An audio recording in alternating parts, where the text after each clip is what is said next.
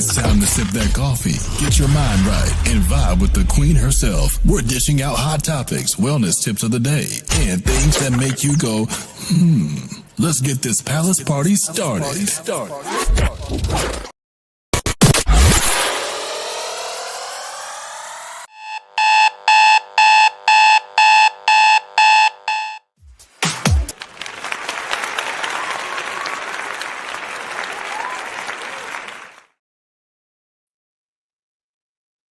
All right. And just like that, we are back for a fresh new start, baby. I'm talking new week, fresh vibes. Welcome, get in here. Listen, we are talking all things the Karmelo Anthony trial. And child, when I tell you, it has gotten absolutely messy. I'm talking messy, messy, messy. Woo! Real messy. Get a cup of coffee if you haven't already. You're going to need a cup of coffee. As a matter of fact, y'all, listen, I have a strong cup that I use all the time. And if you know, because I've been drinking the same cup of coffee for years. It's called, y'all say I say it wrong, but it's a New Orleans coffee. It comes from New Orleans and it comes in a can. I don't know if y'all remember this, but when your grandma and great grandpa and all of them used to drink that good old coffee, the best part of waking up. But it ain't Folgers in my cup, honey. It is Cafe du Monde. And I don't get paid to say this. That's crazy, right? That I'm saying this for free. Y'all, this is some of the best coffee I've ever drank in my life. And I'm sitting here giving these people promo for free. That's how freaking good it is. Cafe du Monde, holla at me. I love your coffee. I just pinned it. If you trust me, if you want a good cup of coffee, go ahead and spend the money and see what it does. And then come back over here and say, Queen Sheba, you ain't never lied. That coffee was so damn good. I know it is. And this is free promo I'm giving. That's just the way it is. Free promo I'm giving. That's how good it is. But listen, I got a good cup of coffee. I had me a nice banana nut muffin. I woke up this morning. I don't like a lot of stuff on my belly when I'm coming to talk to y'all because I like to get jiggy with it. Nah, sit down. Okay, Ron, have you had your coffee? You're beating me to the punch. Can we get the meeting started first, Ron? Can we get the meeting started? Ron has been over here for the last couple of days. He's new. But Ron says, as the truth comes out, Karmelo supporters are going to look foolish. No, everybody calm down. Let's get a nice cup of coffee if you haven't already. And Ron, we'll get to that a little bit later. All right? Can we do that? All right. Thank you, Ron. Golly, you know what? You work for this one. Hold on. Hold on. You earned this one. Let me give it to you. Oh my God. Oh my God. That's all I'm saying. All right. So we're about to get into it.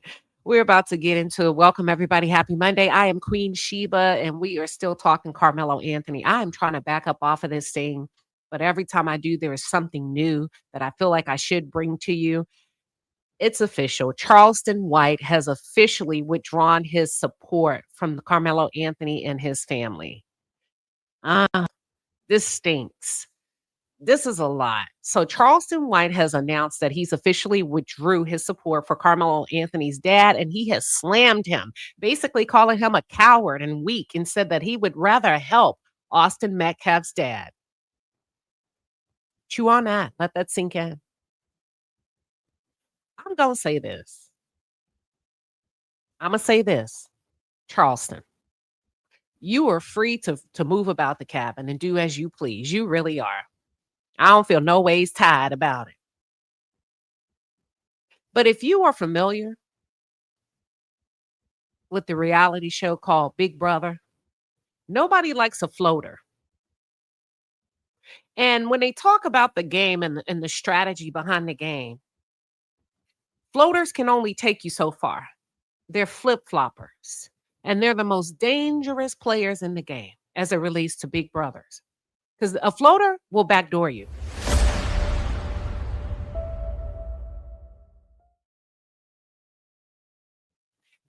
Charleston, you're going to have to pick a side. Or a side will pick you. I don't like floaters. And it has nothing to do with which side he supports. You're just going to have to pick a side. Because you're here, you're there, you're everywhere. You're all over the freaking place. Okay? You're all over the freaking place. That's all I'm going to say. And if you watch Big Brother, you know floaters have never been reliable. They've never been reliable. Floaters will sit back, they say what they need to say, and then at the end of the day, they take home the $500,000 prize, pissing everybody off. And when they give the talk about what did they do to win the game, they said, I was a floater. I got along with this person and I said what this person wanted to hear. And they're dangerous. So, Charleston, I'm going to call you a floater. I'm going to call you a flip-flopper. You just need to pick a side. That's it. That's all. But Charleston White is accusing Drew Anthony of being a coward, weak.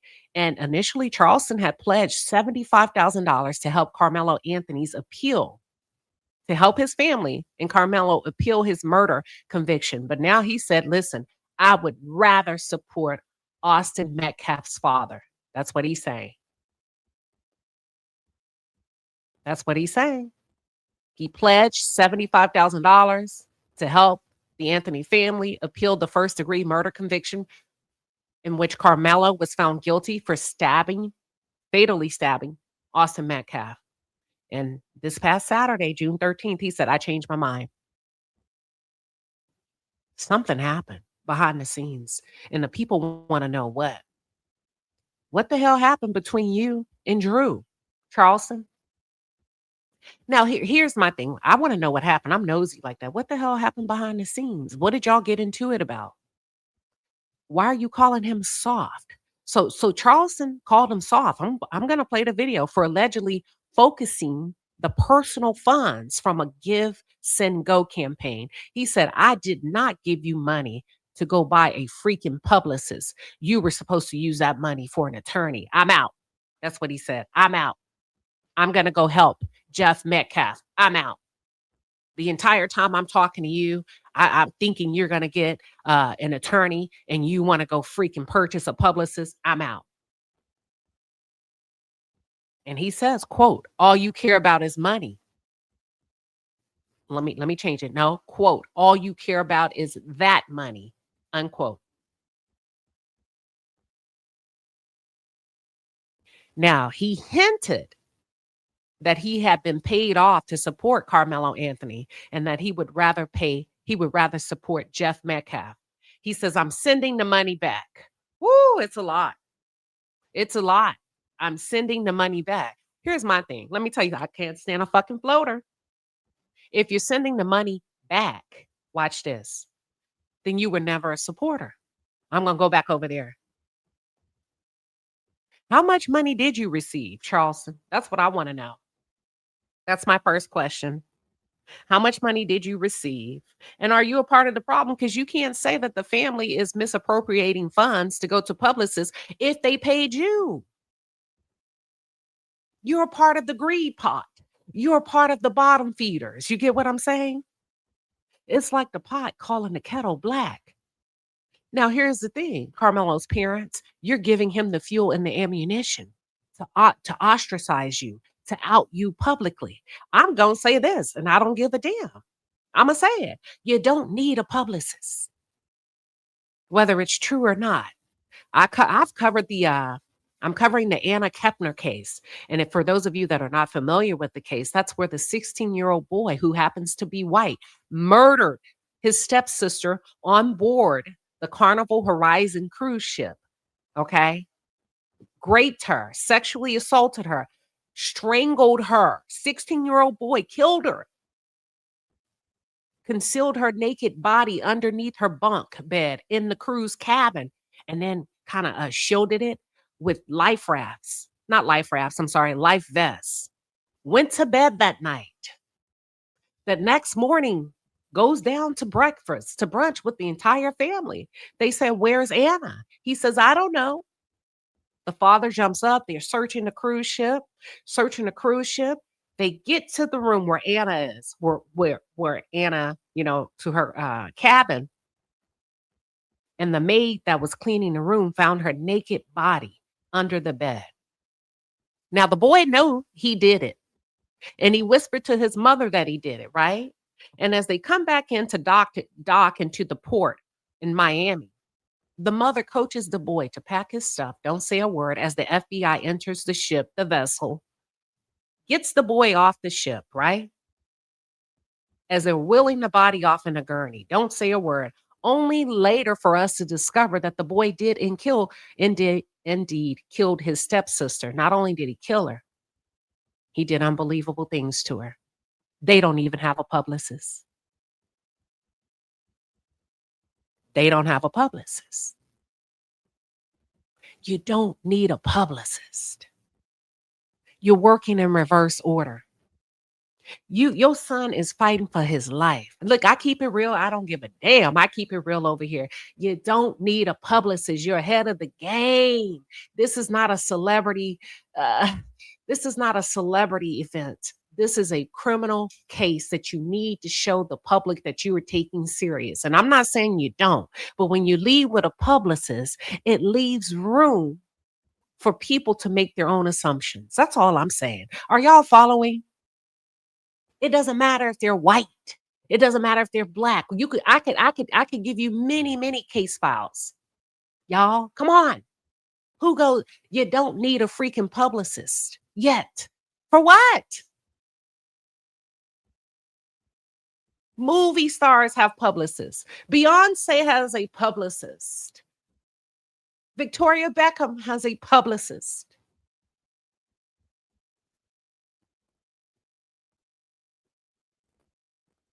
Taylor Swift has a publicist. Alicia Keys. Many others.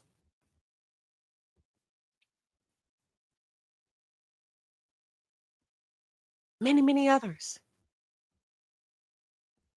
Right now, you need a good legal defense team. Whether it's true or not, you need a legal defense team. Number one. If you don't, y'all, they show the publicist. Have y'all been following the case? I'll show her. Let me just say allegedly. Number one, if it's true or not, you don't need a publicist. Number two, you need a legal defense team. I don't give a damn if you got 2 nickels and a quarter. Rub them together, put them aside. Even if you don't have enough, don't spend it yet. Don't spend the money yet. Number two. Number three, stop talking. Don't do another interview yet because Karmelo is still in the hot seat. You're coming up for an appeal. Don't be sitting down with the Breakfast Club. Don't be saying nothing because it ain't doing nothing for you. It generates. I ain't gonna lie. If you came to sit with me, I wouldn't deny the interview. I would take it and I would make my coins and I would move about my business. Listen to me very carefully. I ain't hating on you. I'm going to tell you what everybody else around you won't tell you. That is beneficial to me, not you. The Breakfast Club got their interview. They got over 100,000 views. They went on. They didn't even get 1 million views to get your story out. So to me, it's worthless. It's pointless. Unless it's going to make a direct impact in the legal system, the criminal justice system for you, be quiet. Be quiet. Unless you're sitting in front of somebody that got a little bit of influence, that can pull a little bit of weight behind the scenes, be quiet. Unless they can turn water into wine, be quiet. Because otherwise, it's not reciprocal. There's no reciprocity. They do need to stop talking. They need to stop talking for now. If you're listening to me, I'm pushing back today. Be quiet until you get the status on the appeal. They need to stop talking unless, and y'all are missing now. Y'all about to make me mad. Listen, I said unless, and that's the part you don't hear. Unless, this is what I said. It's somebody that can get it out there.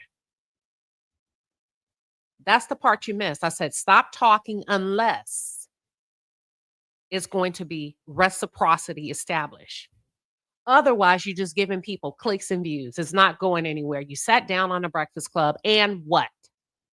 Now what? And that's why you need people in your circle that's going to freaking tell you the truth. Don't do any interviews. Stop talking unless it's somebody with a platform that has so much power monetary resources that can get some shit done. Otherwise, no. I'm being honest. I'm telling you what people aren't going to tell you. I just said, even me, I would take the interview. But if they ask me point blank, do you think this would be useful?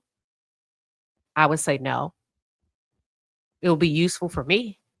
I'm going to get the click and the views. I hope they hear you. My job is to get you out here and get and help you articulate what's happening in real time and to tell the story.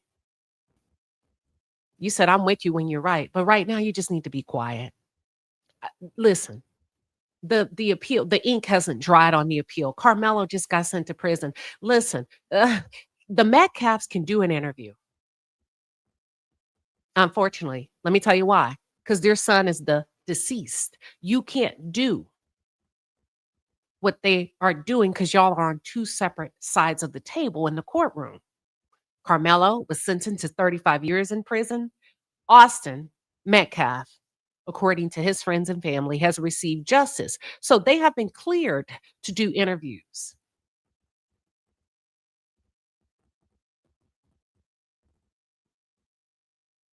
You got to sit back. In my opinion, the clock is ticking. And when you are talking, that's why I said stop talking. When you are talking to all of these people behind the scenes, right, wrong, or indifferent, and you piss them off, or you don't do what they want you to do, i.e. Charleston White, i.e. anybody else, i.e. Dominique, what's Dominique's last name? Then they come out and they start talking and they tell your deepest secrets.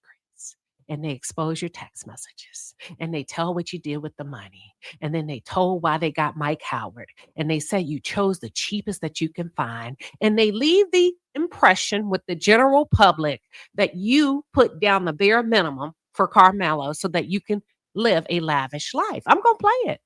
That's why I said stop talking. Talk to your attorney and stop talking to everybody else. We know you don't know. You're not familiar with the systems and the istems and the courts and the lawyers and all of that in Houston, and you're not from Texas. We know your son has never been in this type of situation before, never had a fight, hasn't been exposed to violence on this level. But you're going to have to quit talking. You're going to have to work with legal experts. And you're going to have to rely on them. And let me say another thing. Prom King says, I agree. Be still and have discernment. All right, Sexy RN, thank you for the 20-piece and the pepper. You says if the family hired a publicist, he is right. Karmelo has 31 days from the date of conviction to file an appeal for ineffective assistance of counsel. If you love your son, get a new team now. Period.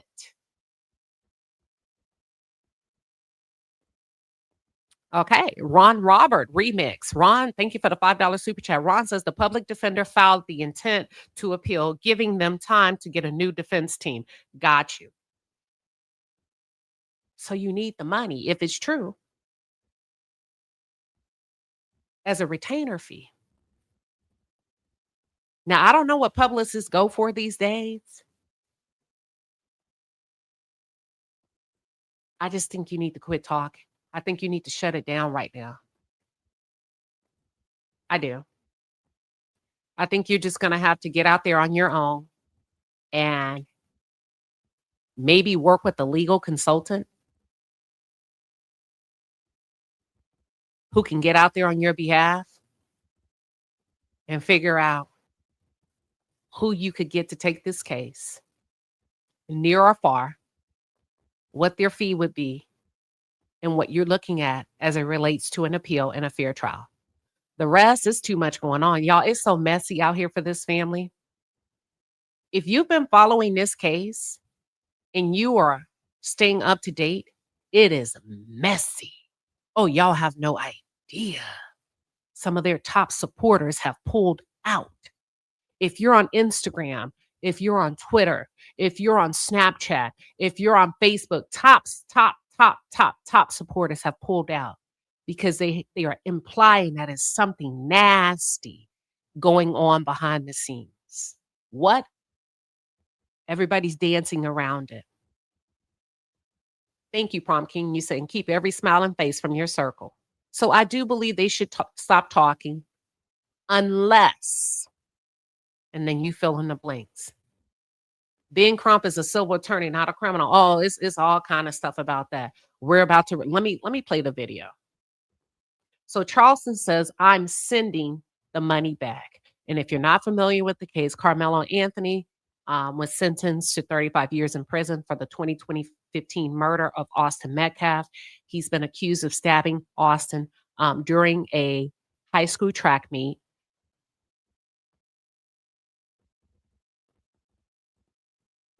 And hold on, and it says, before the stabbing took place at Memorial High School in Frisco, Metcalf and others have repeatedly asked Karmelo, who is Black, to leave the event. Not the event, y'all.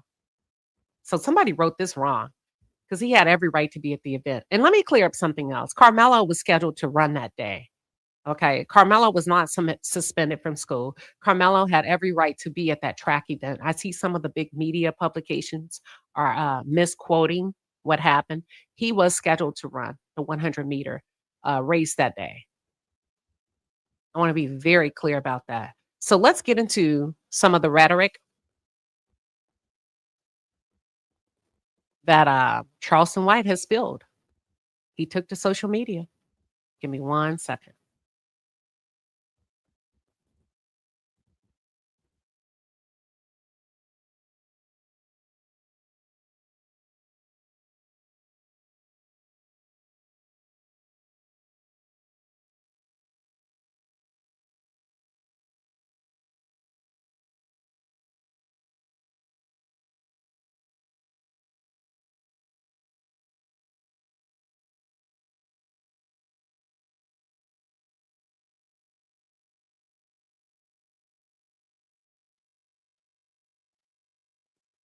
All right, it's taking just a second just to upload. Hold on. I think we got it.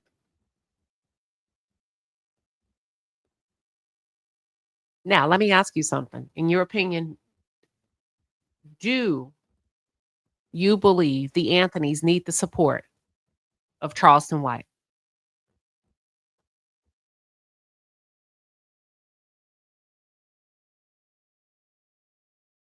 Yeah? No? Do you believe Charleston White is indeed a flip-flopper and all over the place? Do you feel like he's justified in his rhetoric? And y'all, he's gone as far as to sell very vile t-shirts of Karmelo Anthony. That part I don't get. You know, people are grown. You can do what you want.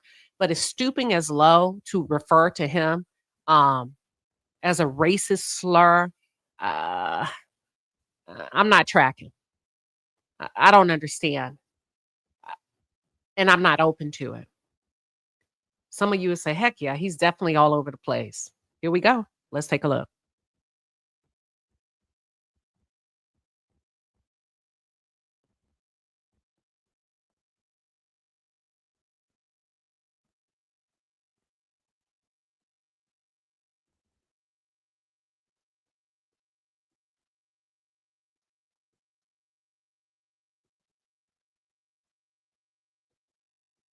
I am removing myself from the Karmelo Anthony's case. I am no longer involved with the family. And here's why. I was starting to feel like I was being used for my influence and my connections and resources.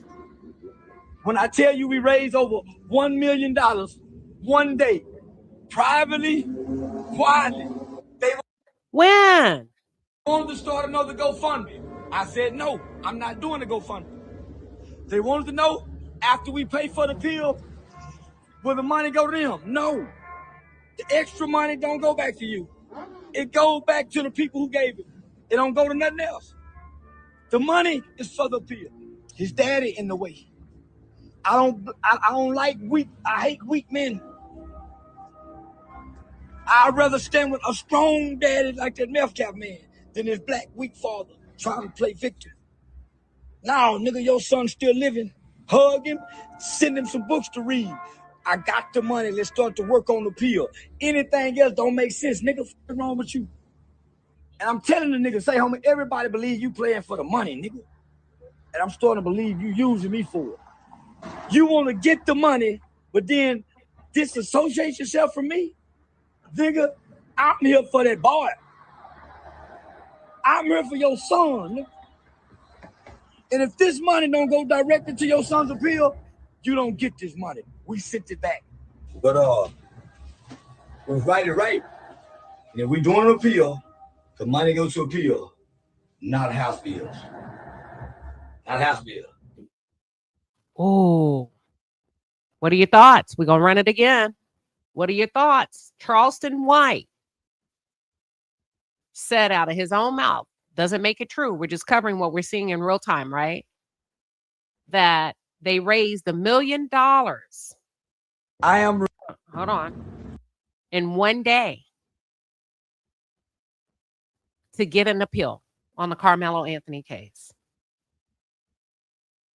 And what he wanted to do was for the money to go to the legal team for the appeal.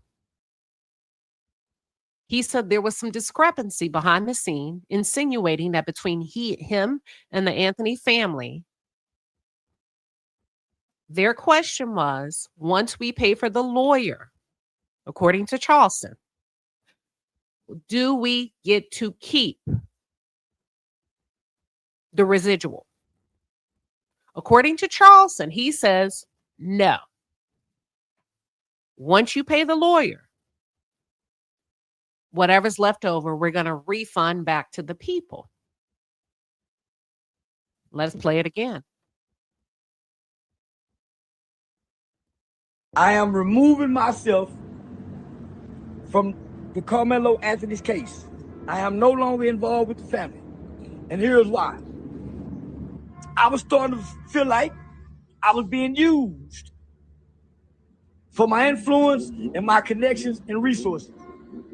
When I tell you we raised over $1 million one day, privately, quietly, they wanted to start another GoFundMe. I said, no, I'm not doing the GoFundMe.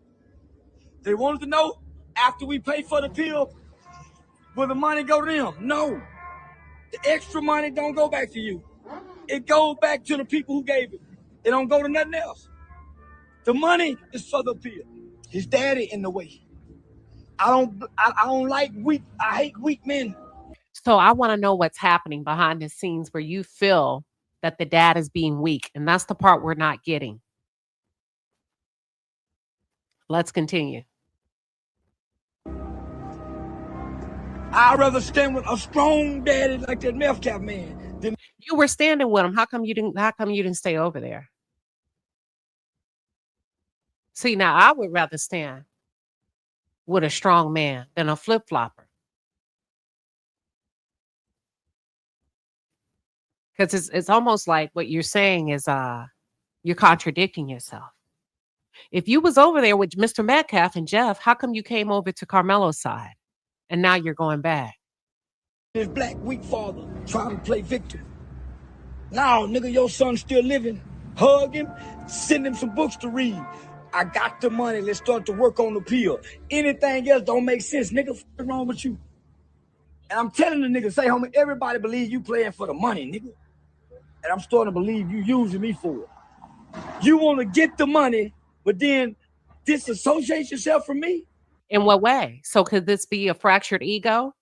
Is it a differentiation of opinions? What the hell is going on behind the scenes with this family and the different people that they're leaning on? And are you any different? Nigga, I'm here for that boy. Then why are you selling those t-shirts? I'm here for your son, nigga. Why are you selling those t-shirts? What have Karmelo done to you? And if this money don't go directly to your son's appeal, you don't get this money. We sent it back. But we're right. And if we doing an appeal, the money goes to appeal, not house bills. Not house bills. So he's insinuating that he feels that the Anthonys wanted to take a portion of the donations to pay their home, to pay their bills. And he wasn't okay with that because then he took to, look, it's gone now. Then he took to his own page and this is what he posted. He posted, the dad is listening to a damn publicist over attorneys. No good attorney is going to be a part of a circus. It's being alleged that the dad went out and hired a publicist by the name of Andrea Odom, who's listed as a powerhouse PR as a publicist, a PR powerhouse. Charleston White's, he says the dad has now gone and hired a publicist instead of an appeal lawyer, ! I did not donate, nor did I raise money for the family to have a publicist when they cannot afford a lawyer. So his point is, I'm out. I helped. I'm just telling you what the man is saying. Take what you need, discard the rest. His frustration, and look, if you follow, that's what I said, if you've been following this case, you should be all over the place, right? Because they're all talking. And according to Charleston, now I don't know why Charleston is doing so much talking, but he is. He's releasing text messages and everything, and I got some of those. But he's saying he's ticked off. He's pissed off at the family because his pledge of allegiance was to go to a defense attorney, according to Charleston, and not a publicist.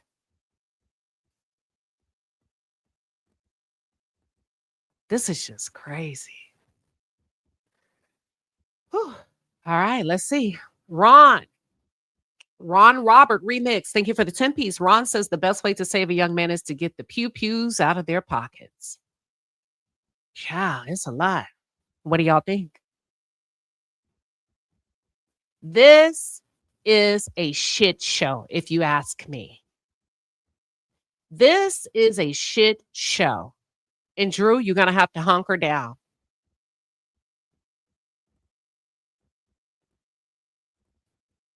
I'm not saying don't talk. I'm just saying quit talking right now. Unless. Right now, strategy for the next 30 days. Strategy, prayers, whatever it is. No more interview, at least for 30 days. At least for 30 days. You know, when you come onto the job as a new director, team, supervisor, lead, manager, the best practice is to not implement any changes for the first 30 days. Why? You got to get a lay. You got to get a feel for the lay of the land.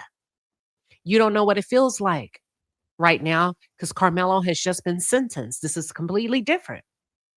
Completely different now. He's no longer being tried. He has been found guilty. So there's a lot that's going to happen within the first 30 days. Karmelo has to get a feel for prison. Karmelo is in there by himself. He has to figure out who's safe, who's dangerous, who to talk to, who not to talk to. You're going to have to hunker down. You're going to have to be there as much as you can visit as possible. You're going to have to take care of the other kids. You're going to have to process your own feelings, your own emotions. The gravity of the situation has not set in for either family because it's been a circus for the past 12 months, if you ask me. There's been a lot of distractions, a lot of cameras, a lot of prep, a lot of just consulting with legal experts preparing for trial. We're talking 12 months. Oh, but when the lights go off and the calls stop coming and people start to slowly push away and go back to their lives where they get to hug their children, and then and only then will the reality of the situation set in. And in my opinion, the only person who has a sense of reality in this entire thing may be Austin Metcalf's mother, because she ain't said a word.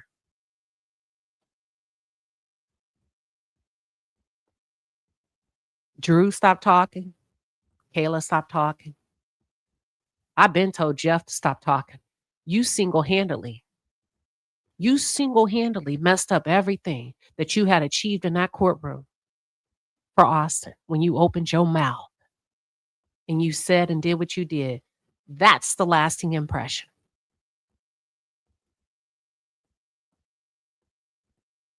It's a lot of shit going on with this case. And in order to make it go away, my thing is my grandmother used to say, anything that you starve must die, including negative attention. Eventually, Charleston's going to go away. Quit talking, Drew. Focus on Karmelo. Focus on, because everything that you're sharing is being leaked to the public. Oh, yeah. Text messages, everything. Hold on. Let me pull them up. Ah, shoot. He deleted it. I had more text messages. Charleston deleted them. All right. He had text messages between he and someone named Shannon Ross. And Shannon was sharing with Charleston that she had spoken with the attorneys and they want nothing to do with the case.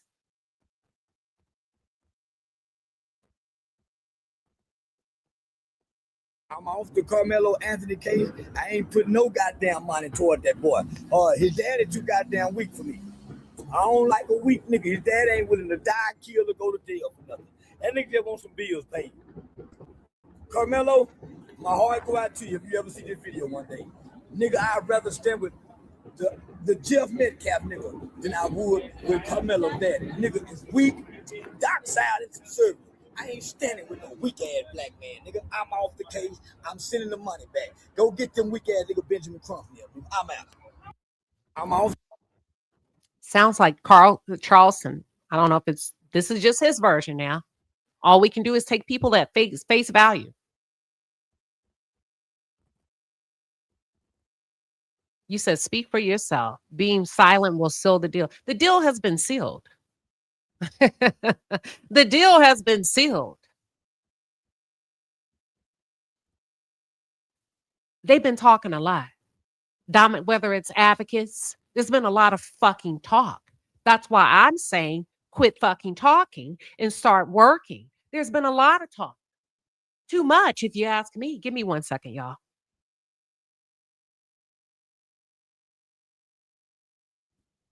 Too much, if you ask me. I don't like a lot of talking. And maybe that comes from me being an athlete, a collegiate athlete, high school athlete, where you don't really get to talk. You get to perform. Perform. Be quiet. Move in silence. We shouldn't even know what's coming next. It should be whoops upside the head. We shouldn't even have this much intel regarding what's happening in the background. You know why we know, and I can have this discussion today? Because there's too many people talking.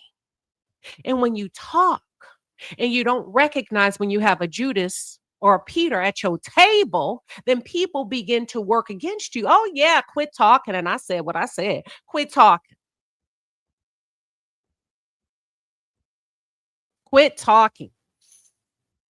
Because you got people that's leaking information. Quit talking. And the only way to contain that fire is to quit talking. Talk to your attorneys. They're sworn by oath. Everybody else don't owe you nothing. It ain't about believing Charleston or not believing it. It's about putting yourself in a position to protect your family. And the only way I could do that if I was Drew Anthony or Kayla Anthony, I'm going to quit talking to you motherfuckers. Me personally, but that's just me. That's just me. If I see that I can't trust Dominique allegedly, I can't trust Charleston allegedly, then I'm going to quit talking, because you can't talk about what you don't know. But as long as I'm talking, but some of y'all like to talk. Some of y'all like to talk. That's all I'm saying. I mean, it ain't no right or wrong, but that's just me. That's just me. It's very sad. Somebody said, this is sad. It is extremely sad. And when people start to show you that you can't trust them and you don't know, and your defense is, I'm new to Texas, I don't know who to trust, quit talking. BB, good point. You say people leak lies. Yes, but quit talking to them. Quit talking. See, if I don't take a phone call from you, if I'm not engaged with you verbally, you can't lie on me. Show the receipt. You get what I'm saying? But you gotta quit. Oh, listen, I'm gonna use an example. It's funny. I remember when I was younger, my mom watched a movie called Fright Night. And I remember he said, "Welcome to Fright Night." And it was about vampires. And I was so intrigued and very impressionable as a child. Very impressionable. It was a vampire movie. And you could, as a kid, I learned vampires don't have a reflection. Myths, right? Just a kid watching movies. Oh, if I want to find a vampire, all I have to do is put a mirror up to you. And if I can't see your reflection, then I know you're a vampire. Let that sink in. If I can't get a feel for you, if I can't pinpoint it, I know you're a vampire. Watch this. And then they got to the point, me being impressionable. I saw the point of the part of a vampire cannot come into your home unless you invite it in. I'm gonna leave that right there. Quit talking. Quit. Did you just come into? You said, where are you getting this from? You must have just got into the live. I just played the videos. I don't really have time to keep playing them. I don't. I played everything he said. Mika said Fright Night was my movie. A vampire can't come in unless you invite him in. And a lot of you don't do your due diligence of protecting your peace, protecting your environment, protecting your home. You talk too much. You give too much. You say too much. You trust the wrong people. Hell, a lot of you do it in marriage and relationships, friendships, people you thought that you cared for you. But the signs have always been there. Quit talking. I mean, this is child's play to me. This is like relationship 101. Quit talking. I got you. You said I'm responding. Okay, let me stay out the damn chat. Now, let's continue to go on with some more stuff that Charleston. So he shared text messages, and I don't think that went across very well from somebody named Shannon Ross. Who is Shannon Ross? Because Shannon, he shared all of your text messages, but it seems like he went back. And as I went to play them, here they are, y'all. He deleted them. You see, this content has been deleted. Now, I would probably say I wouldn't trust Charleston White. He doesn't seem to be a safe place if you think you're having a private conversation. But the way to curve that and make sure there is no exposure is don't talk to him. Because Shannon, he put all your texts out there. That's all I'm going to say. So if the family is working with somebody named Shannon, girl, if you're playing both sides, he just exposed it. And then he shared this text message that he received allegedly from Karmelo. And the text message goes on to read, here we go.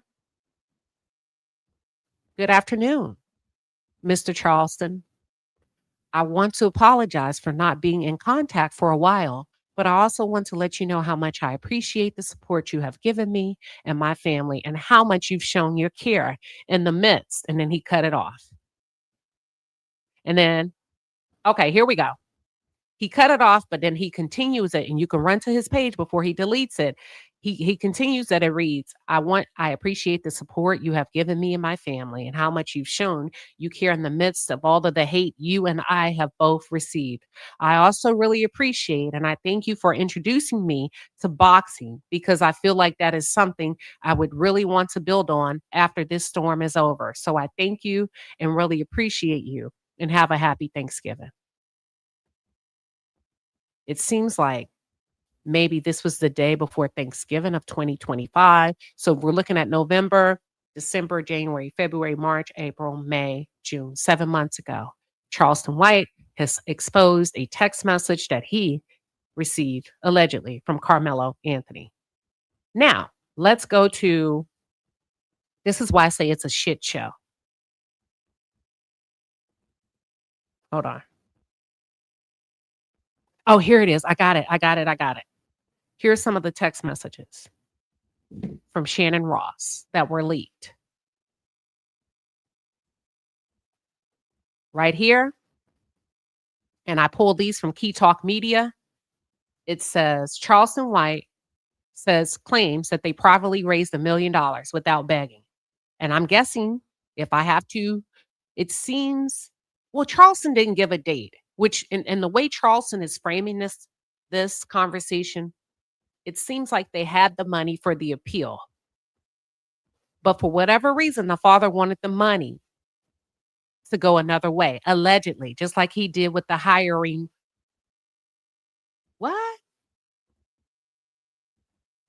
Do y'all see this? Am I misreading this?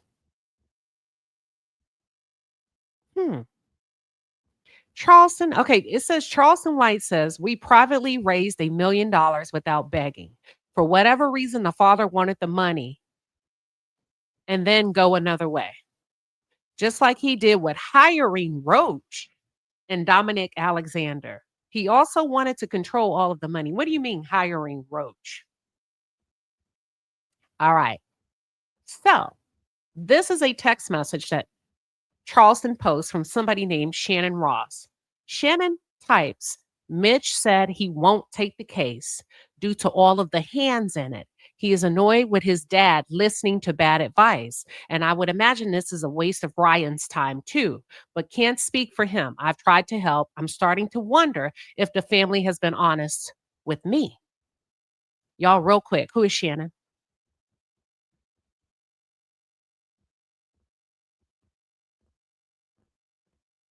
Who is Shannon? Y'all can go find this on your own. I just told you where to find it.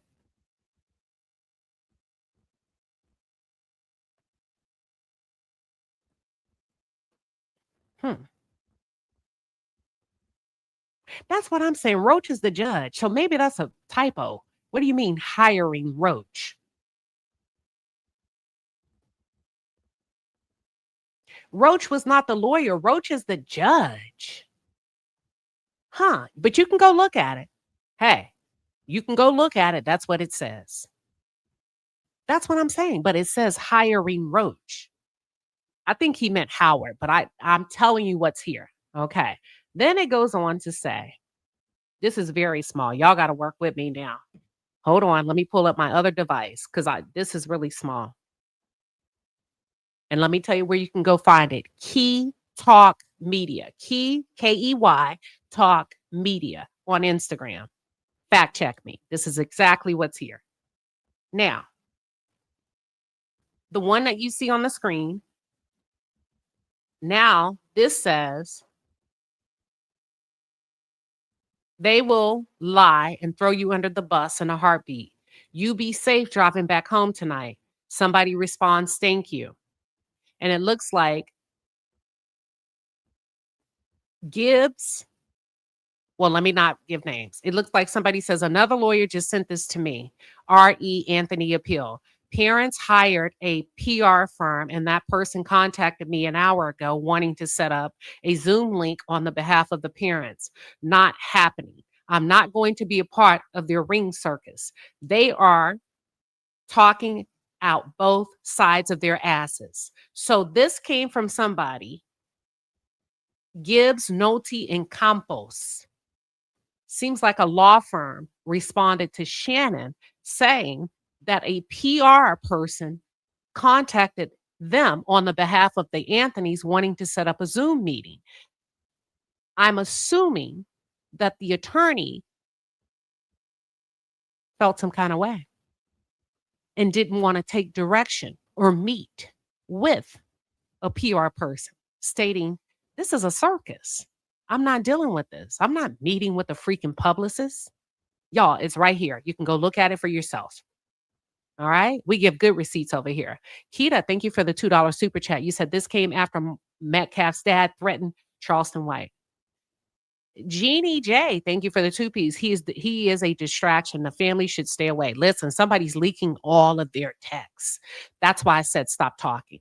Now, do you see why I say stop talking? Because somebody's leaking and exposing everything. So there's supposed to be client attorney privileges where you don't leak conversations that are being had. Somebody within that camp is leaking everything to social media. Forever Evolving Me, thank you for the $10 super chat. You said this is not about the parents, public drama, or outside noise. This is about Karmelo Anthony's life and future. I have to agree. And that's why I said again, quit talking. Somebody, you have a Judas at the table. Charleston's actions do not reflect pure intent to help Karmelo. Well, I agree. Ron Robert remix. Thank you. Why was the knife in Karmelo's bag unfolded before? We don't know that. Nobody reported seeing that. Nobody testified to that. That is what the state presented. The defense did not object to it. But I don't recall hearing a witness to say, yes, I knew that knife. I saw him pull out the knife. It was unfolded.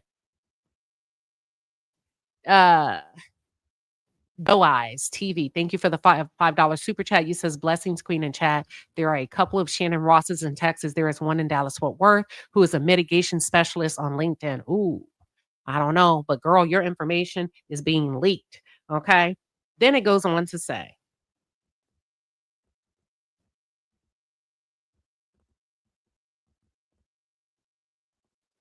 now that would tick me off if I think I'm having a private conversation about strategy, only to find out that Charleston White has shared all of my texts. All right.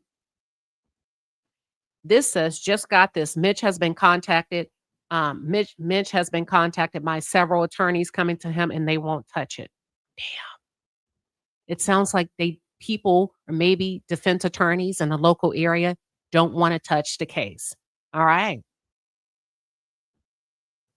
It seems like the consensus on this text thread is people are worried. I don't know if this is true, that they're going to be thrown under the bus, because she says they will lie and throw you under the bus in a heartbeat. All right, let's go to the next one.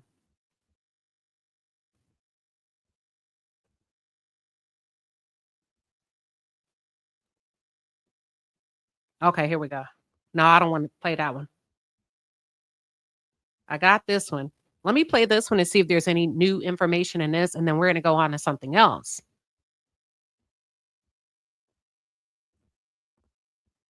And then I'll open up the lines. I'm off the Karmelo Anthony case. I ain't put no goddamn money toward that boy. His daddy too goddamn weak for me. I don't like a weak nigga. His dad ain't willing to die, kill, or go to jail for nothing.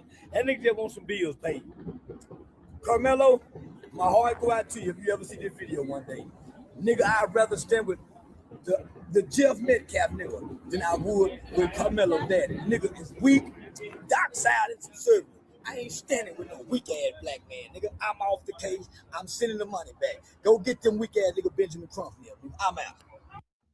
All right. So watch this. So then it seems like Dominic Alexander, maybe, I don't know what's going on with the family, but it seems to be a lot of commotion behind the scenes, because recently Dominic Alexander took to social media and what appears to be a panel discussion, and Karmelo Anthony's parents, that's why I said quit talking.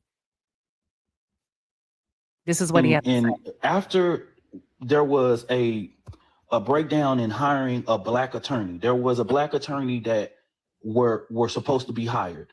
That black attorney wanted to charge the family damn near $500,000 and minimally $200,000. Okay.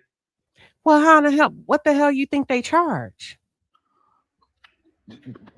Mike Howard was the option down. There were always a plan to bring on a second black attorney, right? Yeah. So there's some context to the white attorney. And I think that the makeup of this county and knowing all of the different things, it might work in our favor. Now, I can admit publicly and saying, hey, did that work in the long run or whatever? No. Okay, so I am still waiting on the Anthony family to give me a donation link. I've literally threatened Andrew immensely today to give me a donation link. Okay. And after there was a breakdown in hiring. So Dominique, now do y'all see why I say stop talking? Because he just validated what Charleston said. If you raised $1 million, right? I wouldn't give a damn if they were charging $900,000. Give it to them.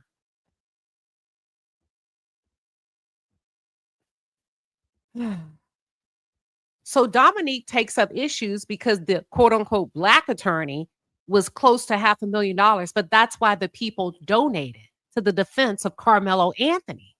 It's not up to you to decide what's too much. It's for us to decide. And you have to compare the price or the retainer to the amount that the public has donated. You don't get to get in there and say, well, wait a minute. This is too much. No, the public has spoken.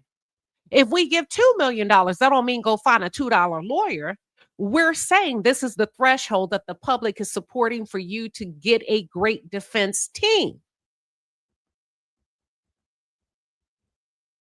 That's why public funds people give for you to be able to supplement. We supplement what you aren't able to do because people wanted you to have the best of the best of the best, but you don't get your black ass in there and get the shucking and jiving and figure out ways that you can penny pinch and carve out, because I heard that you were charging them. You were charging them for security. You were charging them to represent them. And if you ask me, that's a little bit of a self-interest. I don't know. You're positioning a pot so you can make sure it's some left over for you. So if you indeed advise that family to go with the lesser price tag, then you failed Karmelo. And it sounds like you had a heavy influence on which direction they took, and you went after the lesser price tag as opposed to the more experienced legal counsel. Shame on you. Shame on you. Always Be Cute said, Queen, you just took the words out of my mouth. Shame on you, sir. So you were eyeing a public pot of donations. And when you heard $500,000, you said, oh, no, don't do that. It's not your fucking money. It belongs to the defense of Karmelo Anthony. And I don't care if you come within 1 penny and they ask for 1 penny less than what you raise, then you fork it over to him. If freedom and fair trial is the goal and proper legal representation. That's why I said quit talking. Did not say that. See, y'all got to follow me. And if you're new here, it takes me a little bit of time to onboard you. But if you follow me, I promise you, I'm going to lead you to the promised land. I'm going to lead you to the promised land. So it sounds like Dominic from your own. Let me play it again. Hold on. We got to be fair. Let me play it again. Let me play it again. And it sounds like that's what pissed not Karmelo. That's what pissed Charleston off. You're in the background pulling strings. Puppet master. I don't know you, sir. I'm just going by what you said. Let's play it again, y'all. Here we go.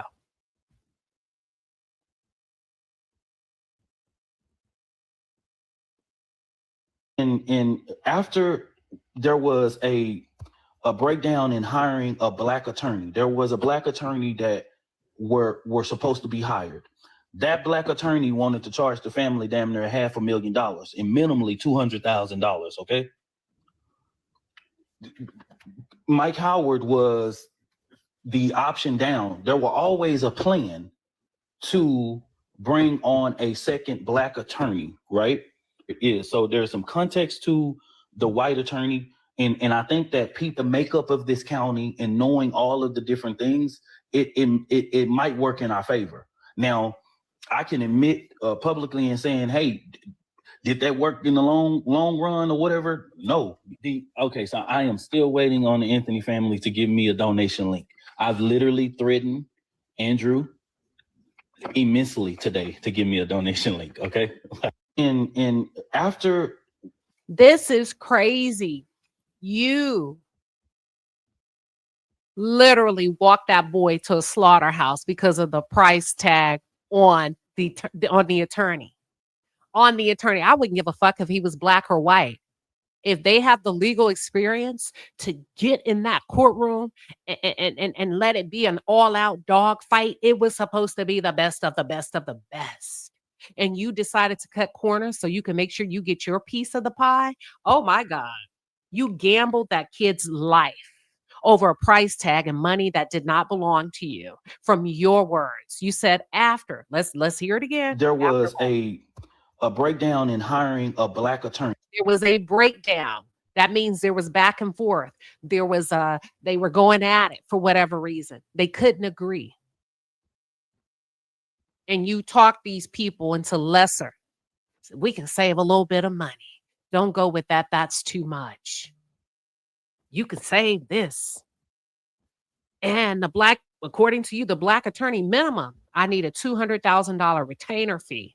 And somewhere in the ballpark, we're looking at what you said, maybe $500,000. Okay, sir, with high profile cases, you better ask Diddy. They paid millions and millions and millions of dollars. That's what that welcome. The game has been activated. And you decided to go down to a fraction of that because Mike Howard would charge you between 50 to what, 125K? Between 50K to 125 sounds like, if I had to guess. So to you, that was right because now there's more money in the pot. I don't know. That was not for you to decide. When the public has spoken and we have given publicly, or they have given publicly, you're supposed to go with what's available. And let me say this, I'm going to be very controversial. Black isn't going to set you free and white ain't going to get you locked up. You need a skilled team of attorneys. Whether it's black, white, woman, man, you need a skilled team of attorneys that know the letter of the law. And it seems like you were worried about how much it's going to cost me. That's messed up. He had more to say. Your identity as an advocate, your issues as an advocate should not be on front and center. And when you recognize that, you know that you need to remove yourself. You are causing too much of distraction, destruction, inflammatory responses, going on tour after tour, when all you had to do was properly strategize how to manage such a massive case that you've never handled before. Instead of hating on individuals like Lee Merritt, who is an advocate, who has the resources and would have put this family in a better position, and just like other advocate organizations that are not in the cameras, trying to be all in front to get your likes up, to get your views up, Karmelo Anthony family, and have to deal with the repercussions of an advocate who's not advocating, but inciting. So you can come and say whatever you want, but you know my receipts are real. And you know that I only report on real information. And if I'm up here reporting about this, that is because I'm passionate about making sure this young man does not go away for the rest of his life. But for you are tainting this case every single day. Leave this family alone. Your identity as an advocate, She didn't lie. Because why are you in front of the camera? There was a black attorney that Listen, were supposed to be hired. That black attorney wanted to charge the family damn near $500,000 and minimally $200,000. Okay. That's crazy that this man is talking. It's not his kid. He really is not connected to this in a way that he could or should be. It's not his kid. Why would you allow him to talk you off the ledge of doing everything possible to save your child? Watch this. Oh my God. Because you've been front and center. This is disgusting to me. Now that I'm getting details, because this is clear footage of Karmelo Anthony leaving after getting released on bond from $1 million to $250,000 over a year ago. Look how this kid is looking to him for instruction, and the entire time you don't think this kid is worth $500,000 of defense. And why are you escorting this kid out? It should be his parents and or personal security, not an advocate, in my opinion.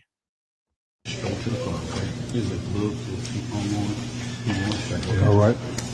Come on, man. Just follow back behind us. And as you can see, the entire time, the camera is primarily centered on Dominic Alexander. Just stay close, okay?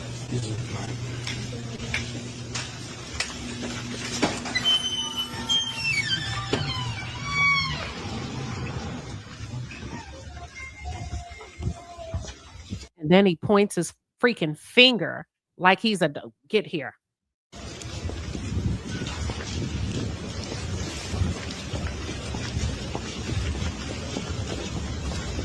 Karmelo, do you have anything that you'd like to say?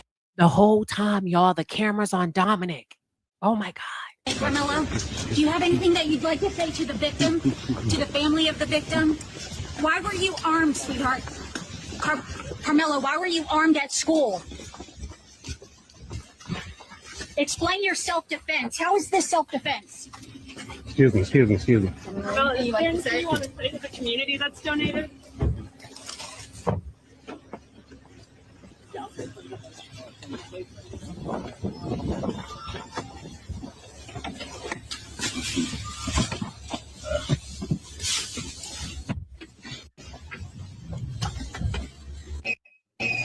This is absolutely disgusting to me. Drew, you don't ever allow anybody to have more power, influence, and dominance over your child than you do. I would have listen, you are the father. You are the head and not the tail. If anybody should have been walking him out, it should have been you. If anybody should have been meeting him in that car, it should have been you. Period. Let me open up the lines. This didn't piss me off. You got vultures around you. People that are looking for clout. The entire time the freaking camera was on Dominic Alexander. You know why? Because he's setting up his book of business. He's setting up his portfolio. He's setting up digital documentation that I've handled the Karmelo Anthony trial. He's setting up content. He used your child for content. And I said what I said. Otherwise, he should have advised you, your son's going to need you. I'll be in the car. I'll be outside. But you be out there and you wait for your son. And he would have foregone an opportunity for him to build his book of business. And if you need us, we're right here. We got security. But I want your son, the first face that he sees has to be his father's.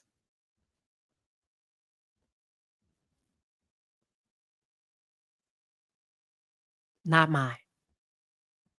You didn't hug him. You pointed your freaking finger like I do to my dog when I wanted to sit. Let me play it again.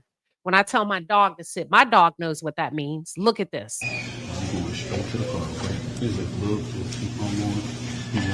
And these are Dominic's cameras. This is him documenting his own series. All right. Come on, man. Just follow back behind us. Just stay close, okay?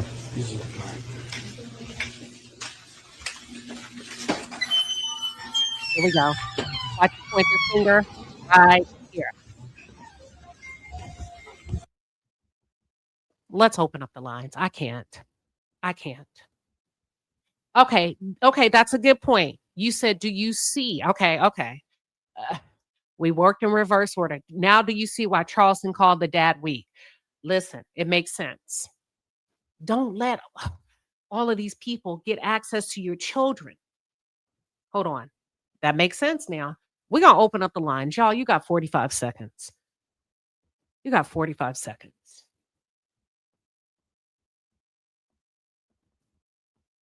This is crazy. This is crazy. I mean, like, now do y'all see why I said, hold on, is it let me? Now do you understand now why I said quit talking? Keep talking. No, you got to shut it down. When you feel like people are not around you for the right reasons, you can't give grace. He's in jail, sweetheart. It ain't no more grace to give. It's called tough love. We got shit to do. If we donate, ain't no grace. Enough grace has been given. They've made too many mistakes. Ain't no more grace. It's almost like a parking meter. I'm not turning against a family, but ain't no more. Now's not the time for grace. Now's the time for a tough freaking talk. To say, hey, you got to do something different. Okay, it's me said I'm not completely against what Charleston White said now. I can see what he means by the dad being weak, but when you're confused and you can be. That's why you got it.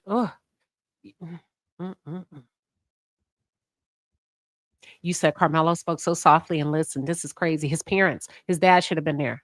Period. You couldn't keep my husband away from my son, even if they told him to wait in the car. It ain't happening. It ain't happening. Shit. Can you help? I can't. And I'm not saying Drew may have been advised, but at some point, the heart of a man has to kick in and say, screw all of that. Fuck what you talking about. I'm going. I don't give a damn if it's a good look or not. I can't take any moment for granted. That's my son. All right, we're going. We're rolling. I've dropped the link.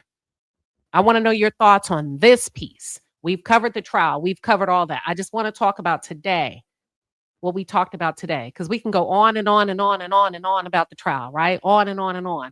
We've covered that. But as it relates to today's topic, what are your thoughts? If you have any, what are your questions? If you have any, this is a circus, if you ask me. And I feel bad. But when you're wounded in the jungle, and when you're wounded in the line of duty, it ain't time for grace, y'all. You got to fight. You get yourself to a safe place, and then we can cry later. Then we can grace later. Then we can kumbaya later. Liv says, I could not imagine being in his parents' shoes. Neither can I.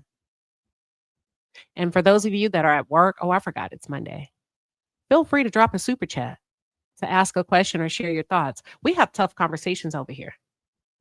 Okay? Ron Robert Remix, thank you again for the $5 and the $5 super chat. You says the lead attorney predicted an extra 20 years for Karmelo a year ago when Austin's father came to offer forgiveness and Dominic called the police. Woo!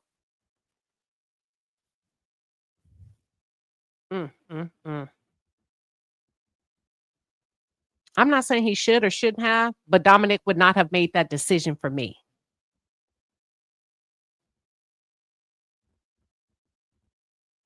Oh, you talking about? Yeah. I got you. Thank you. It's this by the grace of God. I saw your comment. I get you. Chantel says, I'm talking about grace at that time, not now. I got you. Thank you. Thank you for clarifying. You said, yes, stop calling Drew weak. I didn't call him weak. Charleston said that. I don't know Drew Anthony to call him weak. Trey said, Charleston White is trash, and anyone trying to justify what he's saying is the same. Attack the content, not the person. Attack the content, not the person. Remember, it's not an echo chamber. Y'all gonna all have different opinions. It's okay. Some people like Charleston. Some people don't. Some do, some don't. You know what I'm saying? Okay, here we go. Give me 1 second. I've pinned the link to the top of the chat. Let's see if we have anybody that wants to offer a different perspective or elaborate a little bit. Let me see what else you guys are saying in the chat. Ron Roberts, thank you for the 10 piece and the pepper. You said, how can any community beat racism back in felons? And as a felon, or no? That was funny. The land of the free and the home of the brave.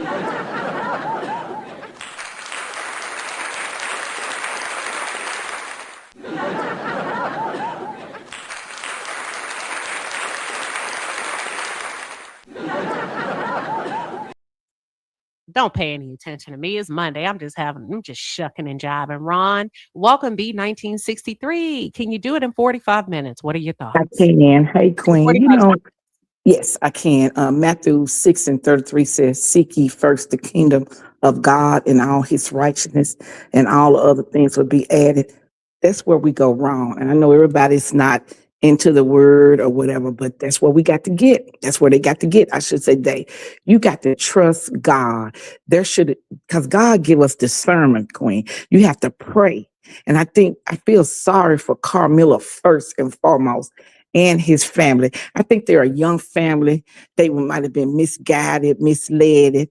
And everybody, it's not got your best interest at heart. It don't matter if they black, white, or whatever color. And I think that's where they messed up yet. You got to seek God first. I would have went to praying. That's what we got to do. And we're going to continue to pray for this family because it's not over. We just got to trust God. I pray for that young man every time I pray. And I'm hurt about it. But because he's so young, he probably, yes, I do think that he needed, we have to file consequences of our action because sometimes we don't think. But I just think he got railroaded. And I just think that his family, I might be wrong. I just think that they just was misled. And that's all I want to say. And I do want to thank you. Thank you, God. And I pray for you too, Queen, that God keeps shield and protect you because it's some mean and evil people out here. And we're living in a real bad time. I love you and thank you. All right. Thank you, B. We appreciate you. That's B 1963. Give me a second. We're going to go to the next caller. But before I do, I want to highlight this. Lisa Modern Weed Boutique says highlighting this internal dirty laundry on a public platform is counterproductive and furthering Young Melo's cause. He's sitting in jail while all of this is being shown. No, it's not. Because it's all over the internet. So as a woman, I can't talk about it. I can't talk about it, but everybody can. It's all over the internet. I just told you it's all over the blogs. But now I can go out in the heat and sit 20 hours and not eat and give you everything you want to hear. Damn near faint, not get to have any water because I don't want to get up in the court. Because if you get up and go out, you can't come back in. I can do all of that at like a workhorse. But God forbid if I go off script. I'm counterproductive. Make it make sense. Let's go, Brooklyn. Welcome. What you got? Yeah, I appreciate you for the unbiased report, and you probably one of the only unbiased ones that was there. Everybody else was biased. I don't know why people still listening to Charleston White. You know, he's never had any accountability or responsibility for anything he say or did online. You know, he's responsible for R-wording a girl when he was like 18, 17 or something like that. He went to jail for that. You know, he put a gun in his friend's hand and told him to shoot somebody, and he did, and he told on him. He went to jail for that. You know, he talks bad about people's mothers or, you know, people's dead sons, all kind of things. So I don't understand why people still trust in this man's word. You know what I mean? Another thing I wanted to say was, if I'm not mistaken, when Dominique said they couldn't afford the lawyer or whatever the case may be, that was at the time they needed a lawyer to get the bond, if I'm not mistaken, because they needed to get a bond. They needed an attorney to get a bond, and that was at that time. And they actually didn't have a Gibson Go yet at that time, or they just started it. Like they didn't raise $500,000 yet at that moment in time. So that is something I wanted to say. Okay. Now later on, maybe they could have fired them once they gathered like $600K and got with a black attorney. But at that time, they didn't actually raise any money yet. Yeah, I think they had a GoFundMe up at first, and that was taken down. So they had to go with Gibson Go, because GoFundMe didn't want to allow them to you know, on a platform or whatever. So that this is a little context. But thank you. All right. Thank you. That's Brooklyn. Thank you, Brooklyn, for coming up and sharing your thoughts on the matter. Let me see. I just saw something that came through. And once again, if you're at work and you really want in on a conversation, you're not able to call in, or you can't duck away in the stairwell, it's not quite lunchtime or lunch is over, feel free to use that super chat feature. Okay. And we will prioritize your comment. Alpha MC, all the way from Dallas, Texas. Thank you for the $10 super chat. You said, as a resident of Dallas County, I never understood why the family didn't use less merit. Now it all makes sense, and my heart is still heavy for Karmelo. Wow. Man. Man, oh man, oh man. You said, if you don't talk wisely on your own platform, those snakes will eat you alive with public opinion. Man. And listen, they give room. Let me tell you how it works. Sikia. They give women little to no room for error. Men can come out disheveled, disorganized, no notes, kind of whatever, right? But when it comes to women, there's a little bit of a bias. Oh, you can't say that. You can't do this. No, I'm not a one-trick pony. This is a community that I've built very slowly over the years, rightfully so. My hands are clean, baby. And we do it the right way, fair. We're going to talk about everything. I get in the mud about everything, right, wrong, and or indifferent. I'm not an echo chamber. And I always tell you, go where you're being fed. If you don't like opposing opinions, if you haven't matured enough where you can't turn on social media and hear somebody opposing what you believe without you becoming triggered.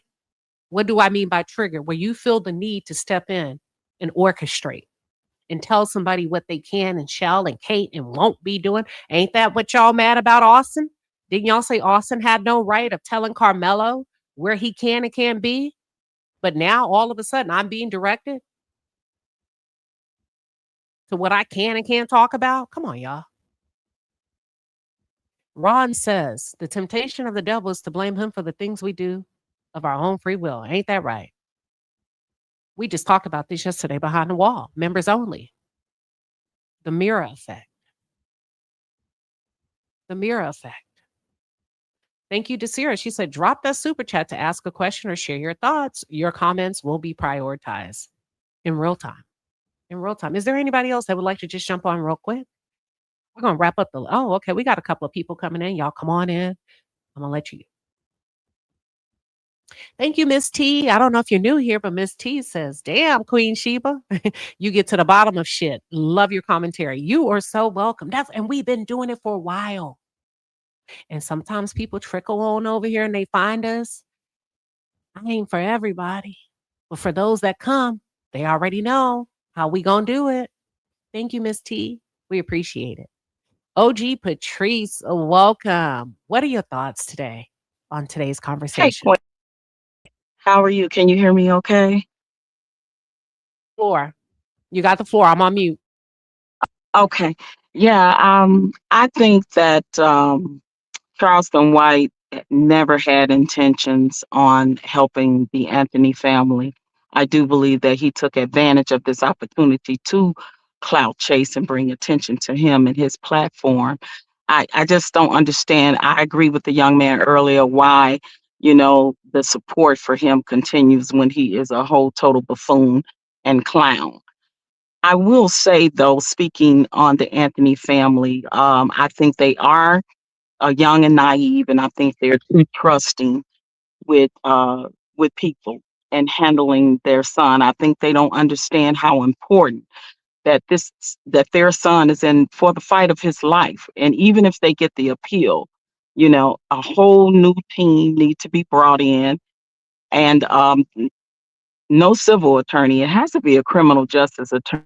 And I would recommend that they look into other attorneys in Dallas, in Texas, in that area that have defended similar cases as Karmelo's, like the case in guy. Like he got criminal negligence homicide, which is less than manslaughter. So when we look at the case and the similarities between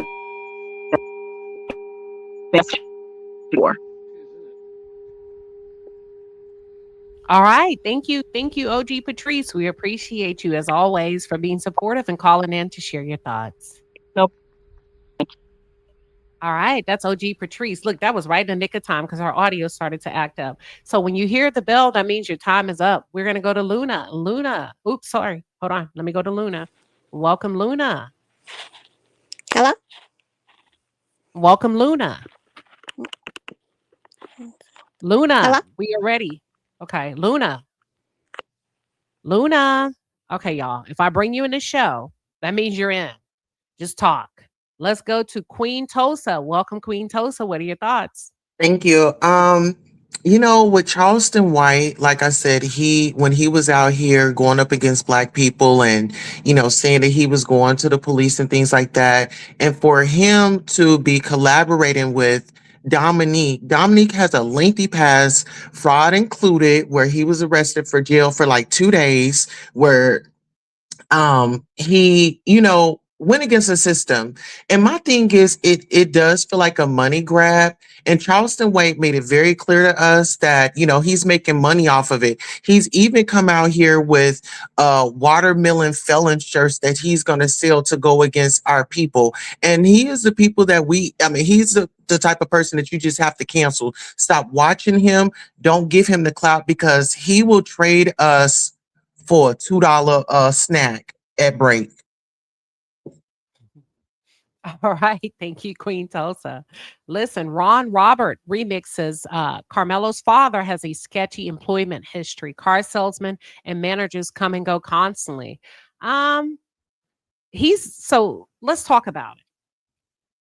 When you think about millennials and Z's, they're not like boomers and Xers. They change jobs and it's not frowned upon. So I have to get in there. That's not a frown. That's not frowned upon, right? Because they're changing jobs. And I don't know if you're a boomer, Ron, or if you're X, but these kids, they're not staying in one position, hoping for a better day tomorrow.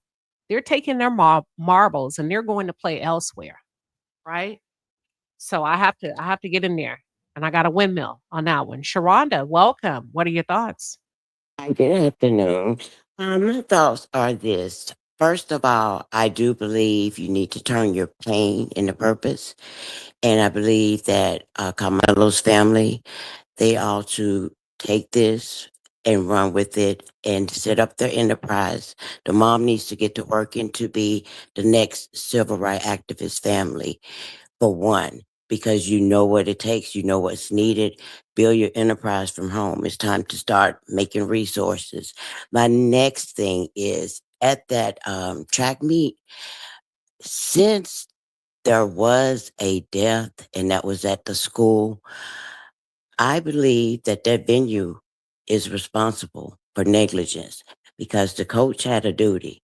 And if he was getting paid on the payroll doing school activity and he stepped away, the school is liable because those were boys that were unsupervised and everyone is being accused of making an adult decision. And there's one other thing. I sent you something on TikTok. Wanted to see if you got that. And with that, whenever you do receive it, that's the piece that's been missing. If you go to your TikTok, I couldn't find your email. That's the piece that's been missing. And I'll just describe it to you. What That's it okay. is. Uh-uh. Okay. No. I'll check. Don't Okay. describe. Okay. Oh, okay. Got it. Okay. And All right. other than that, that's it. So thank you so much. All right. No problem. All right. Thank you. Thank you. Let's go to the next caller. Doe Eyes. Thank you, says Collin County Court Records appointed McKinney-based criminal defense attorney Donnie Perales of Chelsea and Perales to represent Anthony on appeal. All right. Let's go. Let's go to the next one. And then callers, hang out. I see y'all. Just sit still. Mika, 1986. Thank you. You said Charleston White has never been accused of grape. I think that's what you meant. Don't lie on him. I'm from Fort Worth. He's an a-hole, but he does a lot for the community. He wasn't the shooter either. I think she's referring to one of you that called in. Welcome, welcome. 45 He do a seconds. lot Praise for the the community. Most. He's an What are idiot. your thoughts? Welcome. What are your thoughts? Okay, I'll come back to you. So listen, when I bring y'all into the show, let me introduce you and then you have the floor. Welcome, welcome. Praise the Most. You have the floor. Hi, I love your content and I need to know how to support you on a regular basis. I just wanted to say Charleston White is a pink lover. He never really cared about our community. And I also heard something, I don't know if it's true or not. A white woman said that Karmelo Anthony did not have a knife, that it was some type of like compass tool. I want to know if that's true or not. That's not what was presented in court, right? Even if it's true, the defense did not object to the knife that the state showed. The defense did not correct or place on record that it was not a knife, that it was a tool. So even if it's true, the defense did not object. They did not clarify for the record, and the knife was shown in court by the state. The defense did not object. They did not push back. They did not correct. So I report what happens in the courtroom for people that weren't Okay. able to get there. Yeah, that's what I do. All right. And isn't it a size of knife that is not considered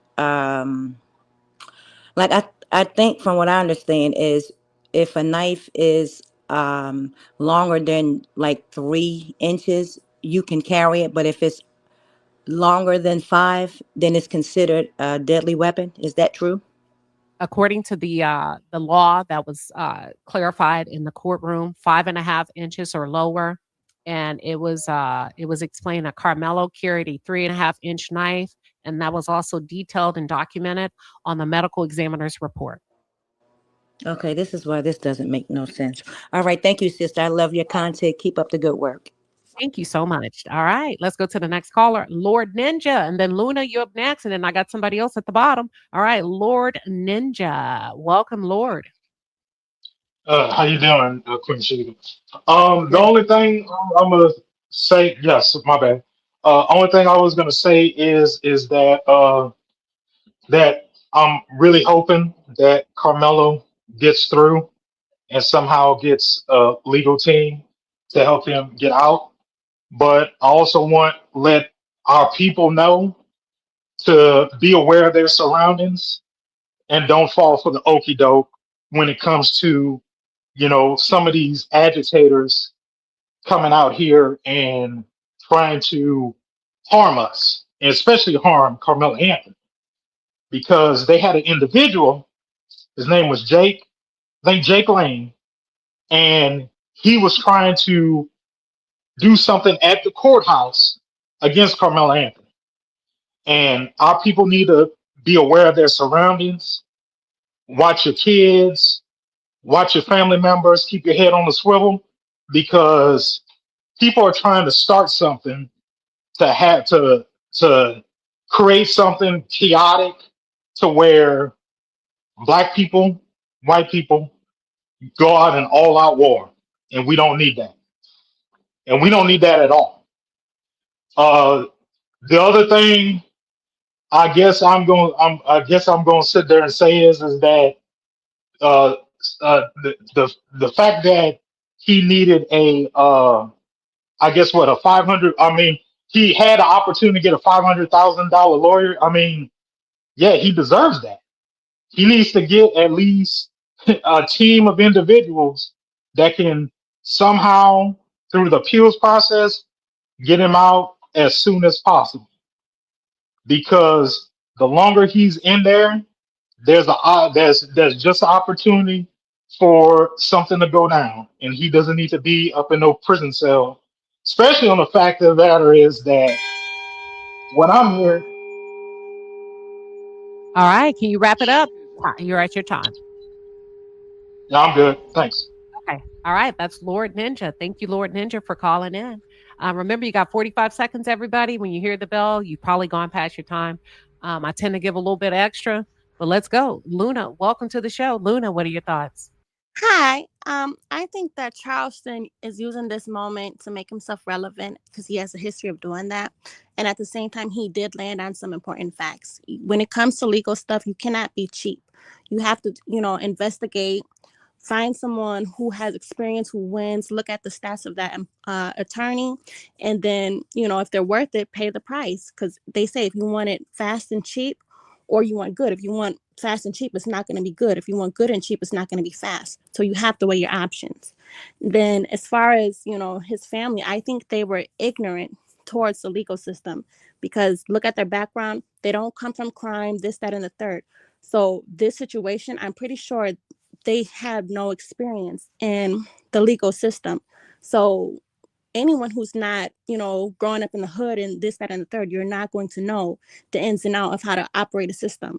So when people are like, oh, they spent the money or they were being cheap, this, that, and the third, we have no evidence of the timeline. When did they get the money? What was it used for? I do think they used some of that money to splurge on their personal life, to move to a different city and a gated community. All that, can I say was necessary? No, but I'm not in their shoes to say. But this was a big case, so no one can truly say. But that money should have went to the lawyer. It should have went to someone who cared genuinely for the family. But I think a lot of Black people also carry the mentality, they look like me, they're going to have my best interest.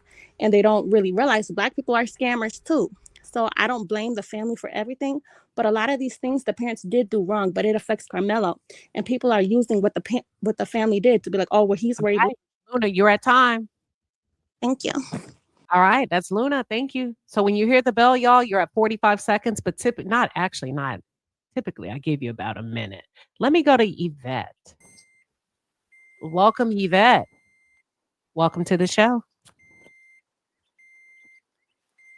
Oh God, I can't hear anything. We can hear It you. says I'm on. Just talk. Just talk. All right, we'll come back to Yvette. If I bring you into the show, just talk. Brooklyn, what do you have? Brooklyn, what are your thoughts? You hear me? Yeah. So I heard you. Oh, it was somebody that said that I was lying about Charleston White or what he said about R-wording a girl, and they said he wasn't the shooter. He admitted on video he R-worded a girl. You don't even need to look it up. He on video saying this on the internet. You can find that. You know what I mean? And no, he didn't. He wasn't the shooter, but he gave the shooter the gun and told him to kill somebody, that they unalive somebody. That came out in the trial before he told and took a deal.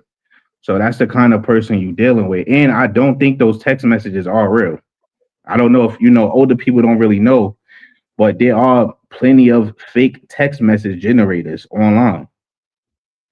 You know what I'm saying? And that's just a play. Oh, and one more thing. That's it. That's all I got to say, in fact.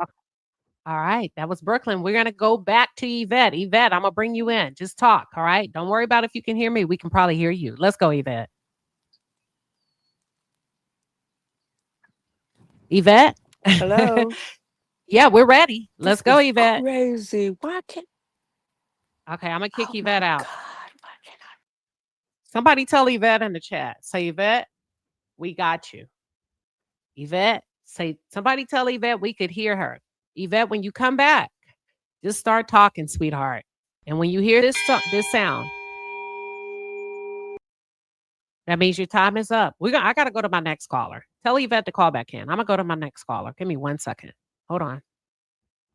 All right. Looks like we have Vonda. Hey, Welcome, Sugar Vonda. Ray, I miss you. I miss the palace so much. Another lemon drop. Okay, so don't let me start crying and stuff. But back on this topic, I'm on my 15-minute break at work. You know, I work from home. But what I was going to say, I don't know because I'm just coming in. Did anybody see the T-shirts that Charleston White came out and with the what is it called? The watermelon felon? He has to go. He has to go.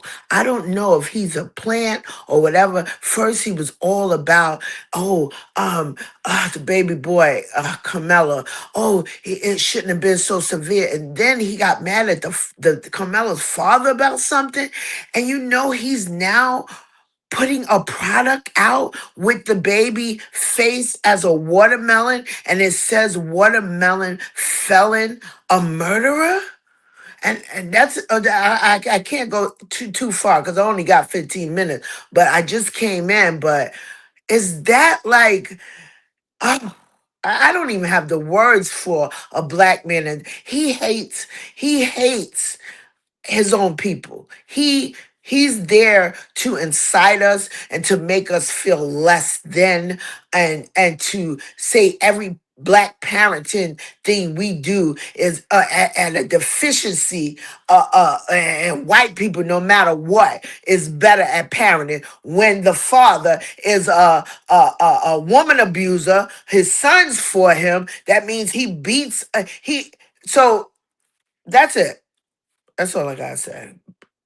All And right. I love y'all in the palace. All right. Thank you, Vonda. That was Vonda. Vonda said, listen, she just had a little bit of time while she's working from home. We're going to try to go back to Yvette, and then I'm going to wrap it up. Yvette, welcome, Yvette. Let's go, Yvette. Hello, thank you. It seems like everyone can hear me, though I can't hear anything, so I'll just speak in my 45 seconds. I'm a 53-year-old woman from Florida, and this has been the hardest thing since Trayvon Martin. I haven't slept all week. It's hard for me at work. And if someone can answer for me, where are the Ben Crumps and all of those people speaking out for this young man? Because it could be my son, my nephews, it could be anyone. So if someone could just tell me why the silence, why isn't anyone really speaking up? They're saying celebrities are doing things behind the scenes. Why are we behind the scenes? Why aren't we at the jail? Why aren't we at the courthouse? And that's it. Thank you. All right. Very emotional for some people that are tuned in on both sides, right?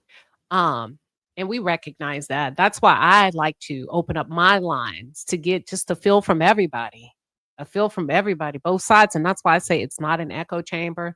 Listen, We let people talk over here. Sometimes people are at home, they're invested in cases, and family members may not want to hear about it. They don't feel safe sharing their thoughts with their friends or neighbors, right? You don't want to talk about it at work. Everybody wants to be politically correct. And then you find this awesome ass channel over here called Queen Sheba, and you say, what? That's just what the doctor ordered. I got something to say. And there's a lady on YouTube that's going to let me say it.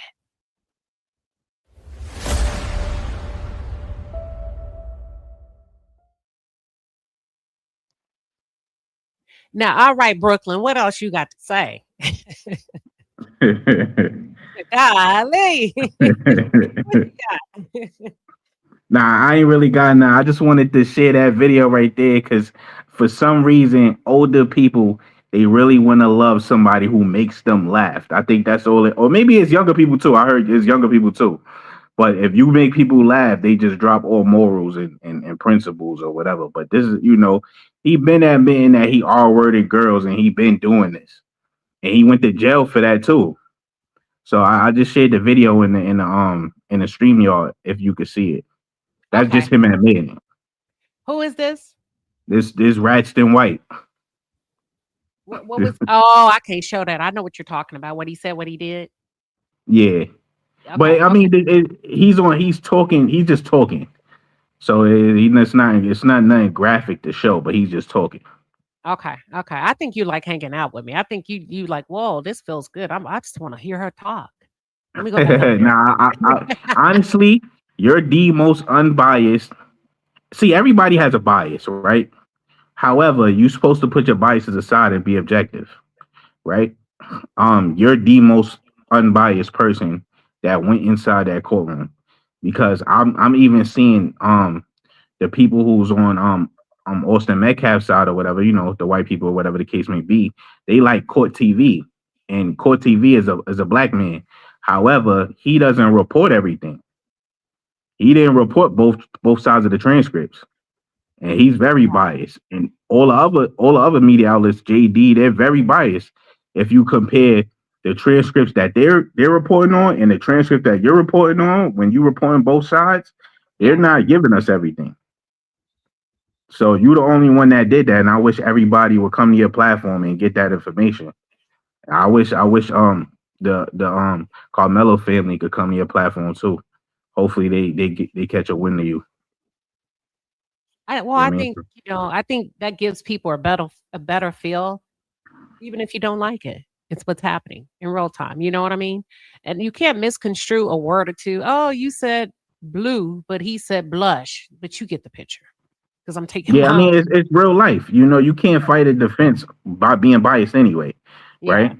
You gotta have real time of what both sides are saying, and we kind of knew the defense was selling the first day when he barely cross-examined the prosecutor's witnesses. And they was lying in real time that anybody who went to 5th grade could tell, and he barely called that out. So, but thank you. I appreciate you. I'm gonna let you go. I know you got a life of your own. All right. Thank you, Brooklyn. I appreciate you coming up. Brooklyn, they say you need to get your own channel. They said, Brooklyn, this may be a sign. Look, you may need to get a sign. Hold on. I wanted to read some other stuff. Let me see. I thought I saw some interesting comments from those of you. Oh, something about a law firm. Oh, hold on. Y'all are messy. Somebody said I could tell. Hold on. This is hilarious. Where is it? I could tell the white people in the chat. Why you say that, Bobby? They being hateful and rude and mean. Oh my. Listen, but I'm with the shits though, y'all. Just FYI, you catch me on the right day, we can shuck and jive. Today I'm chilling. It's Monday. I had a good cup of coffee. But anywho, it's Janice. Thank you for the 20p super chat. You said, Queen, love you. Keep up the great work. Do your thing, Queen. I'm in the city 60 plus years. We still fighting each other instead of fighting together. Listen, Janice, it's a mess out there. It is a mess out there. I didn't see this one, but Ron Roberts, thank you for the 5-piece and a pepper, honey. You said controversy equals views and views equals money. I think Charleston White is doing the fool. I'm gonna have to go with you, but I think he's doing it at the sacrifice of Karmelo Anthony. Because if you was really about that life, Charleston, you write that $75,000 check and you send it directly to the attorney once they retain one. That's it. That's all.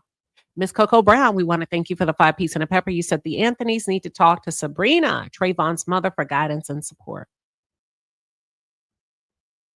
DG, we thank you for your legal expertise. If you're new or if you're not new here, you know DG is a trial attorney with over 25 years of practice, prosecutor for the state. You said appellate defense usually will appoint an attorney once the appeal is filed, but he can still retain a private attorney. That's for the record, folks. All right. We thank you. Weekends with Winnie. Winnie says, Queen, Charleston is a troll, and I believe he's trying to light a fire under the father. He wants the father to fight for his son's freedom. The appeal process is not for weak attorneys at all. At all. It's a lot. You said go, send, go. Scam these people and us. Well, did they give you your money back?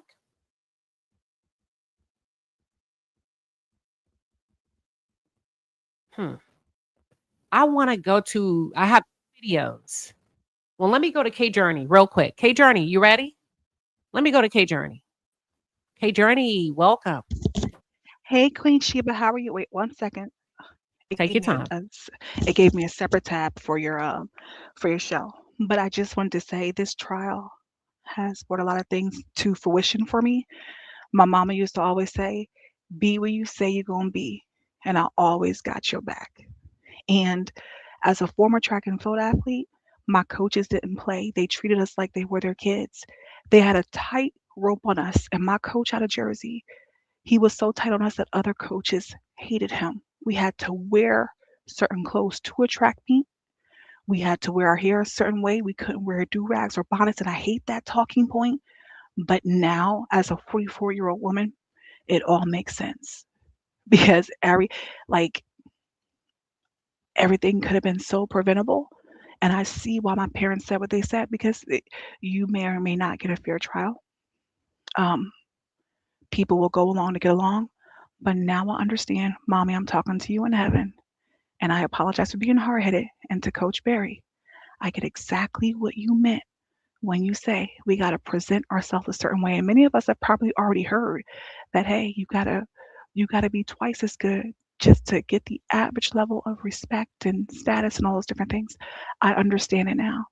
This is the perfect situation, right, wrong, or indifferent, of paying attention to your parents and to your community and those things they tell us to do that we think are so asinine and stupid. And that's just what I wanted to say, Queen Sheba. I love you. It's good to hear your voice again. It's good to see you. I know you were so chocolate, girl. You are chocolate. But that's all I wanted to say. I'm sneaking away at work, so I'm gonna drop down. All right. That's K Journey. Thank you, K Journey, for popping up. We appreciate when y'all tuck into the break room and pull up and click the link, honey, while you're at work. I think it makes the work day go by a little bit quicker. Listen, y'all, I know some of y'all are saying block. We don't block people for having a very strong opinion. We're not an echo chamber. We grown, real grown over here, probably too grown for most. Believe it or not, if they're not committing a community guideline violation, we don't kick them out the chat. We don't. Because I'm going to leave it there. You know, sometimes you just got to close your eyes and jump or fight. You don't like what they're saying? Fight in the chat. If they're fighting, fight them back. But we don't get the blocking people. I don't do all that. Because I'll be on other people's channels showing my ass every now and then. And they let me.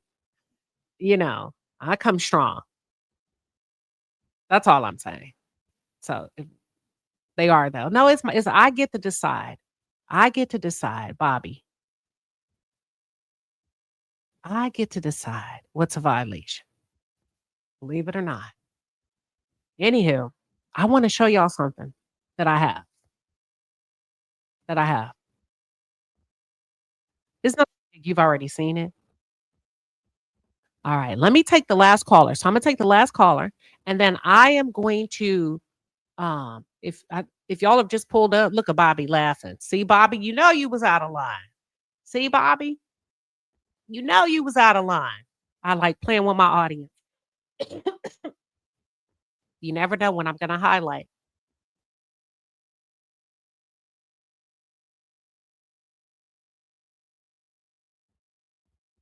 See, you never know when I'm gonna highlight your comment and shuck and jive with you in the chat.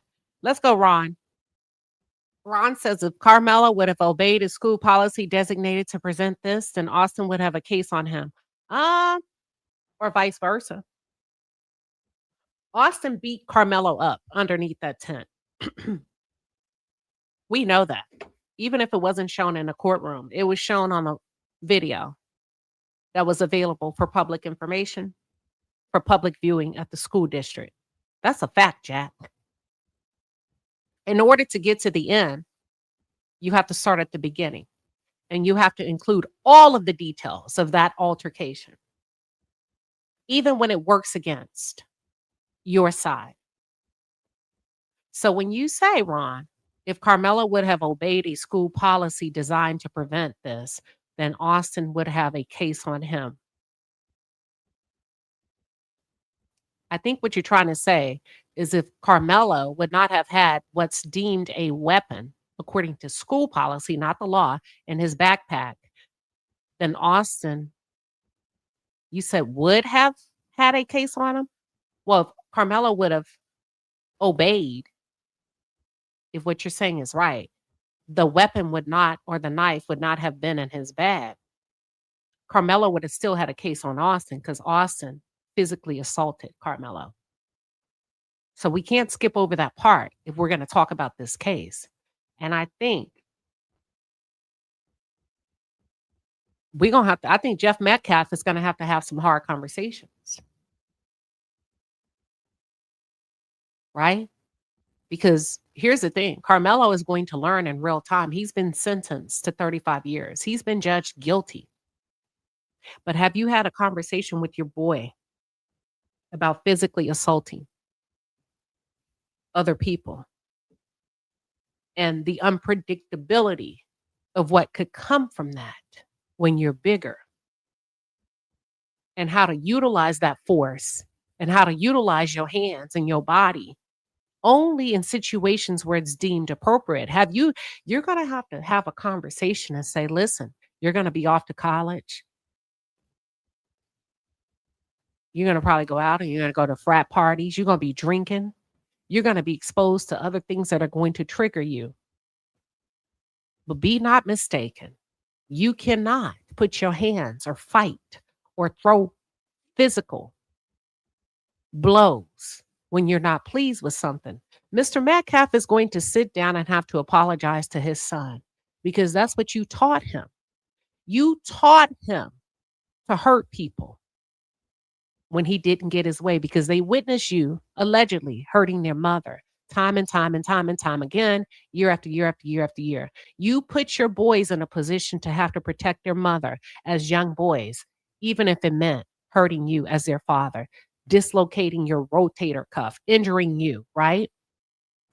So you're going to have to look in the mirror and you're going to have a hard conversation to say, in some way, I failed my sons by the way I behaved like an animal, the way I behaved like a cantaloupe felon in my own home. I acted a motherfucking fool in my own house. I beat the crap out of their mother.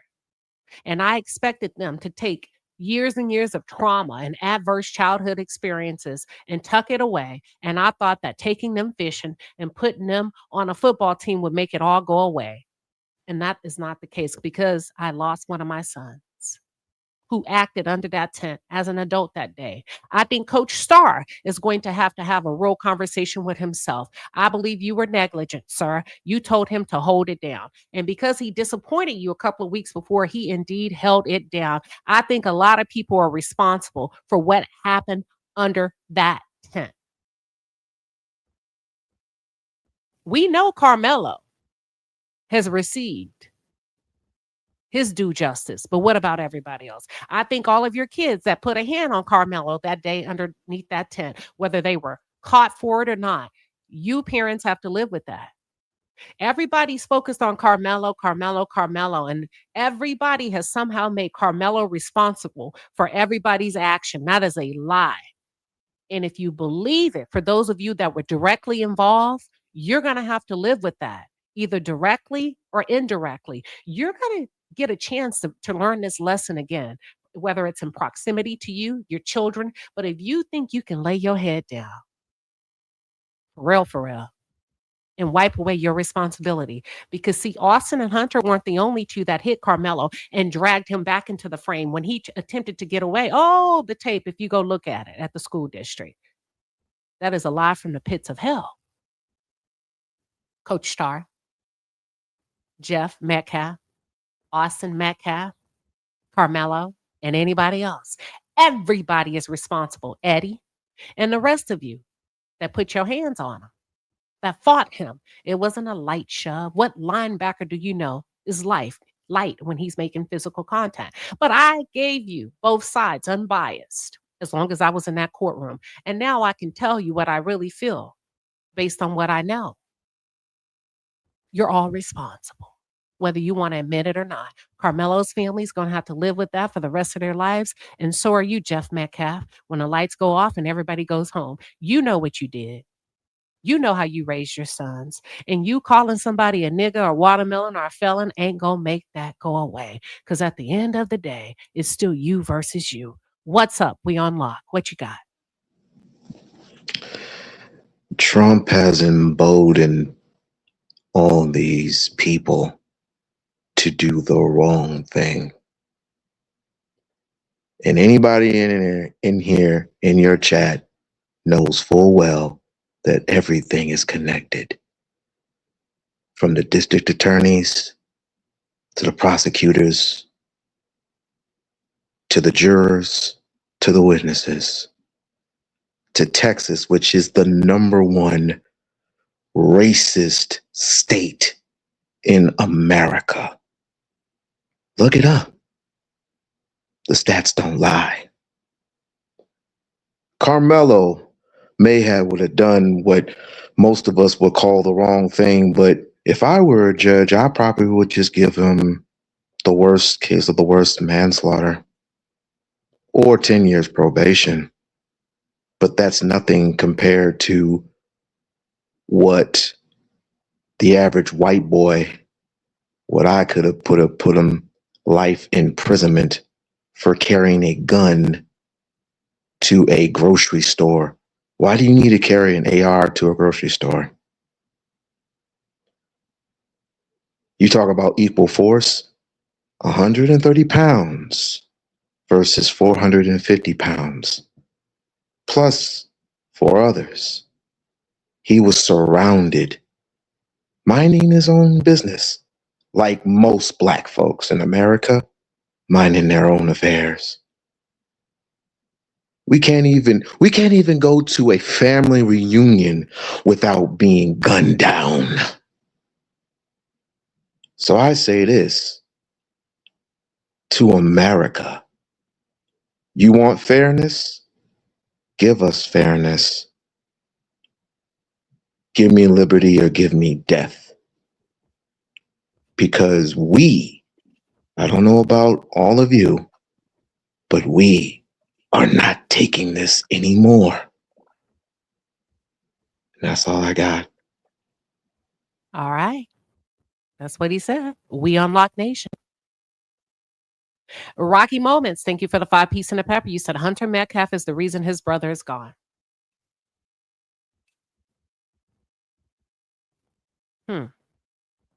Lulu 5023. Thank you for the 5-piece. You said, and the USA is being run by a felon. Earlier, I saw someone say not to support a felon. Let's start there.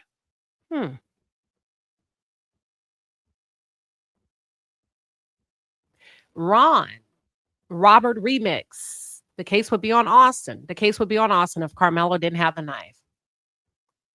Well, I get what you're saying. Well, here's the thing. Karmelo would have been suspended from school.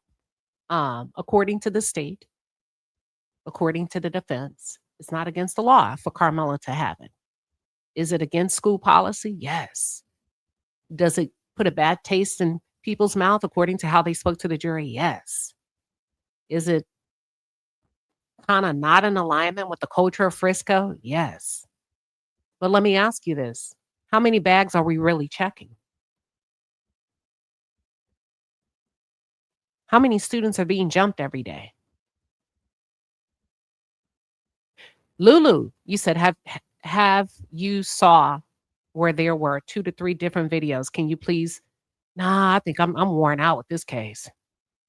I think I'm moving on and upward. But I just wanted to bring that piece because of the fallout with the family and the close friends and advocates and whatever's going on behind the scenes. Everybody's going to have to be quiet. Illmatic said, so you mean to tell me they lied on the stand and did. And I held my peace for that because I want to just give you, here's what was said. Here's the cross-examination. Here's on direct. Yeah, and did. They have to live with that. Ron Robert came back. He said, I've been jumped more times than I can count, and I'm a happy old man. Bringing a knife to school is wrong. I got it.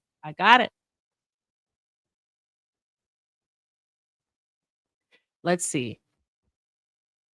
Trey Carter said, Trey says people are so busy wanting to police the reaction rather than starting with the initiator. You got to start from the beginning. That's the only way to have a full conversation. And a lot of times that requires too much of an IQ. So we do it over here. We take on the burden. We take on the burden that most can't. So we start with the beginning. Then we shift to the middle. Then we talk about the outcome. Now, the line is closed for calls that have come in. I appreciate you all pulling up. I wanted to go over these 2 videos really quickly that I just found. And you probably have seen them. I just want to play them really quickly. Give me 1 second. Here we go.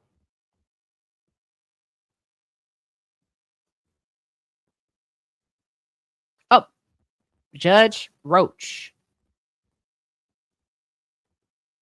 The decision to not have cameras or any kind of streaming, was that an easy one?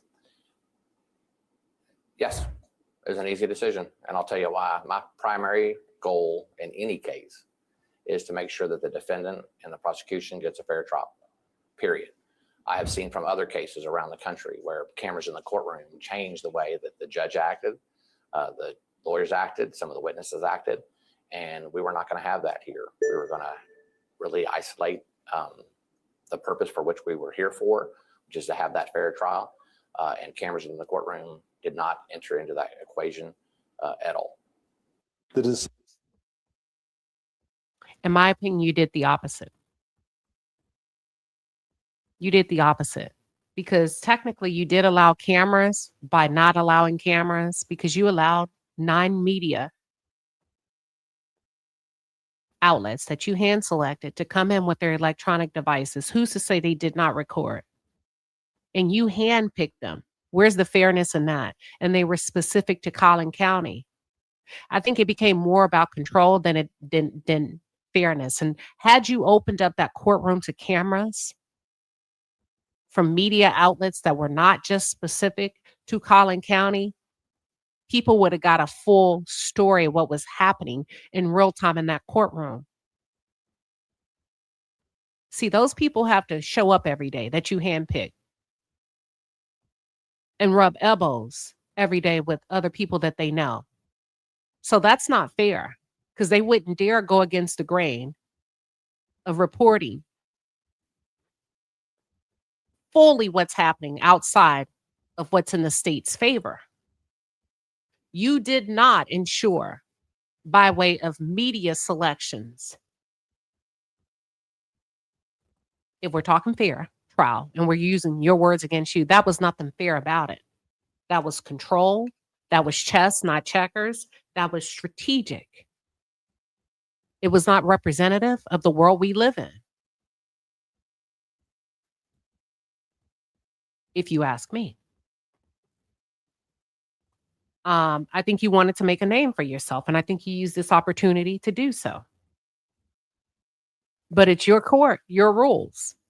But if I'm going to give my opinion, there was nothing fair about your selection. Even if, listen, I don't care if I'm in there or not.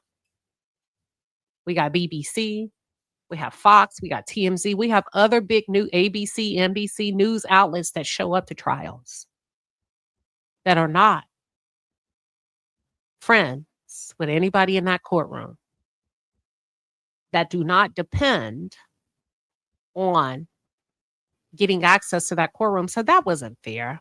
Judge Roach, come on. You can talk to those people down there like that, but you can't talk to us like that. Those people, their whole livelihoods depend on getting access to your courtroom or other courtrooms. And if they dare say anything that's not favorable to what's happening in the Collin County courthouse, they're going to be ostracized. They're going to be alienated. That's mental anguish. They ain't got a choice but to play ball. Who you think you talking to? And why are you doing interviews as a judge? Is that fair? Do you do interviews after every case or just this one? Are you wanting to go out with a bang?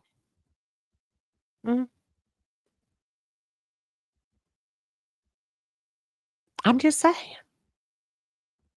That's it. That's all. That's it. And that's, you never know that there's a world beyond your world until you get out in the world. That's for all of us, right? Have you ever gone to a small town or hell, even Los Angeles and the women? Let's just use Rhode Island.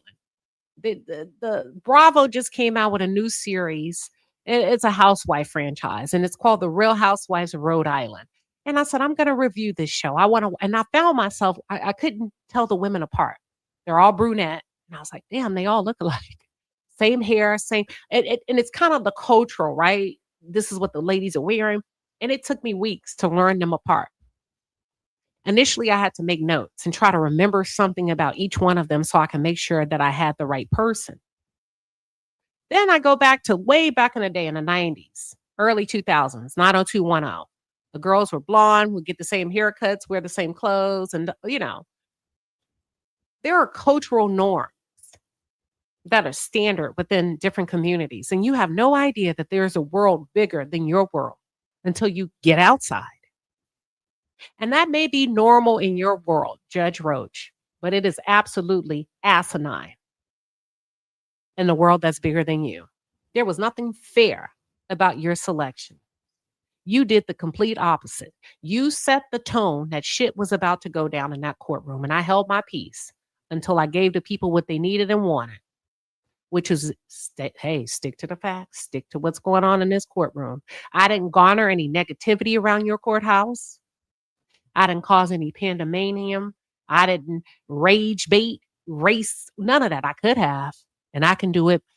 Listen, got the wherewithal to do it, but that's not what we're here for. But a lot of your people did. It was nothing fair about you firing a PIO who was Black and then replacing that PIO, public information officer, with the white man that you flew in from Florida, who's a family friend, who doesn't even work at the courthouse. Nepotism. You created a space for him and got rid of the Black one.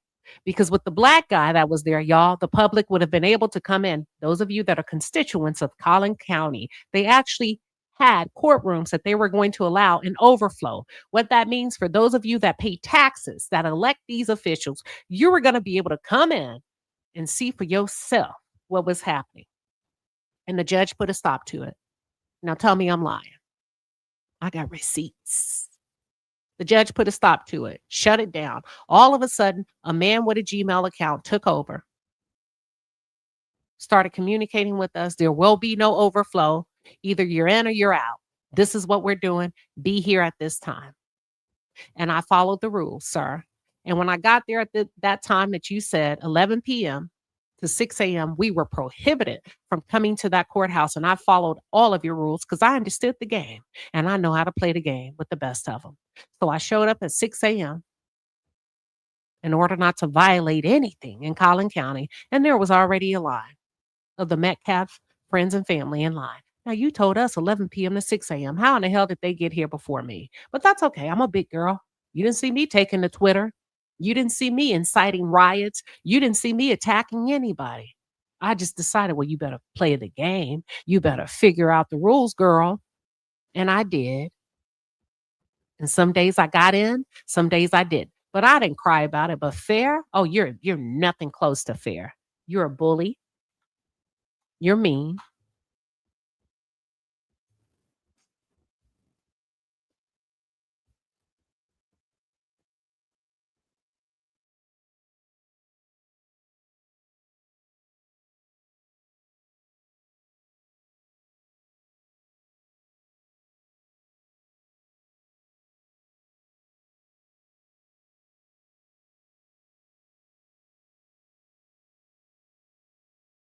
Sorry about that. All right, mic check, mic check, mic check, mic check. You're a bully, as I was saying. You're mean. You use force when you should not have. You talked to those people crazy in that courtroom. You kept people waiting for hours without an update, as if we didn't have better shit to do. You did not take very good care of your jurors, if you ask me. You pressured them to make a decision. You started off on the wrong foot. Those are constituents that vote you in. And you couldn't give them an update on the first day when jury selections were delayed. You couldn't tell them, hey, listen, go get a bite to eat. Come on, y'all. It ain't got nothing to do with me. But is this how you treat your own people? You have retired vets that came up. Very nice people from Collin County on the days that I couldn't get into the courtroom. You had people, nice retirees that probably make a lot of money, that thought they would just come up, take the day, come watch the court trial, and was very disappointed, Judge Roach, that they couldn't get in. Good, nice white people that were very pissed off with you in your way of running things because you didn't make it clear to the public. You did not set the expectation, and nobody but you knew the rules of the game. That's a disservice to the people that vote you in, to the nice constituents of Collin County. Oh, fair, you are not. Fair, you are not. This was about you. This was your show. This was you finishing on a high note. And you did a disservice to that system, even if it is the rules. But those on the outside, like myself, we recognize game when we see it. You should not be doing interviews, right, wrong, or indifferent. But let's continue. Let's continue. Here we go.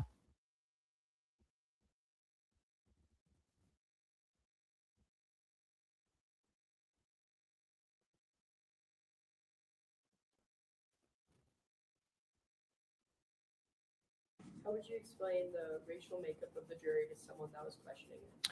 Well, I've heard a lot that said there were no blacks on the jury, and I believe that fact is true.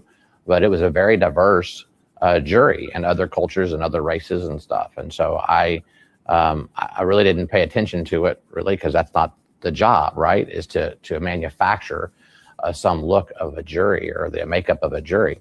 But I thought it was a good cross section of Collin County, and again, they did their job, and I think they took their oath very seriously, no matter what their background was. Cross section. Let me look that up. He said, I thought it was a good cross section of Collin County. When we think about cross section, it's the shape or internal view revealed when a three-dimensional object is sliced through, usually at the right angle to its axis. Internally, this is what's happening. That's what he's saying in Collin County. This cross section, this is a good cross section of what's happening in Collin County. You don't have any blacks that can be included in that cross section, not even one, not even mixed, 2%, just a drop. If I can just touch the hem of his garment, we can't be made whole. Not one, huh? A cross section. Y'all better listen. Now we know when it comes to IQ, who's sharp and who ain't. Listen to people when they talk, and then go back and reference the technical definitions of what they're saying. And that will give you a bigger view of what the hell is happening and who in the hell left the gate open. The man said what he said, but just in case you missed it, I'll play it again.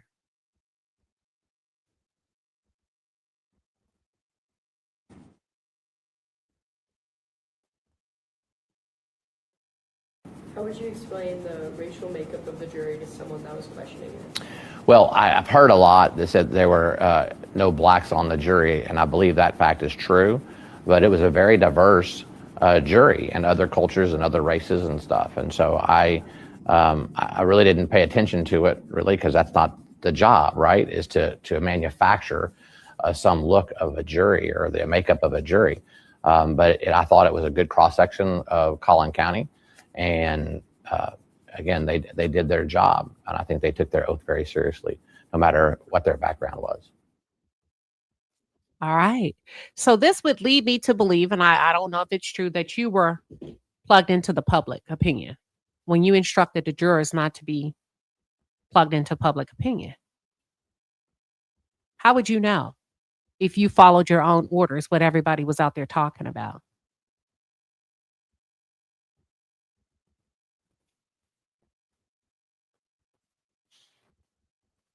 How would you know, sir? But let's go to another one. This is my life. Hold on. What's your take on Karmelo Anthony? I don't know. I really don't know. You've had a lot of defendants in your courtroom. I have had a lot of defendants in my courtroom. You know your take. And I talked to Mr. Anthony a couple times because I'm legally required to go over some things with him. He seems like a nice young man who committed a crime. And he understands today, more than any day before today, the consequences of committing a crime like he did. His question is, what's your take on Karmelo Anthony as a person? And if we could just focus on body language, psychology, a hardened criminal when you see one. You've been on the bench for 30 years. I think that's what you said. A stone cold psychopath, sociopath. Oh, you've dealt with them. You know one when you see one. If nobody else knows, you know one. And you would never, ever reference them as a nice young man. What's your take on Karmelo Anthony? I don't know. I really don't know. You've had a lot of defendants in your courtroom. I have had a lot of defendants in my courtroom. And I talked to Mr. Anthony a couple times because I'm legally required to go over some things with him. He seems like a nice young man. You've never heard a judge refer to a killer as a nice young man, period. Because they know the darkness that lies beneath. They know.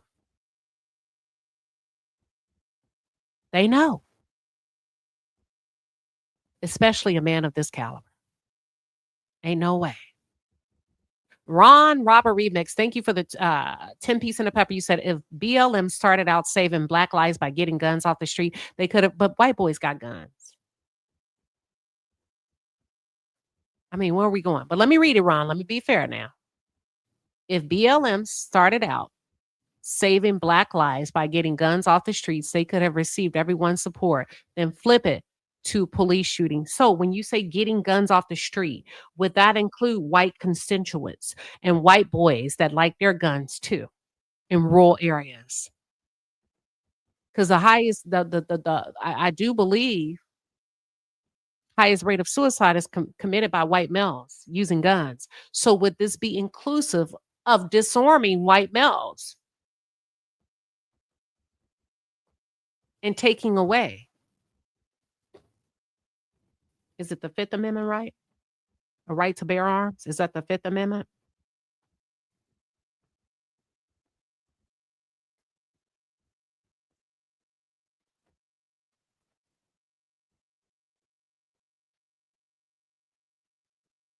Second Amendment. My bad.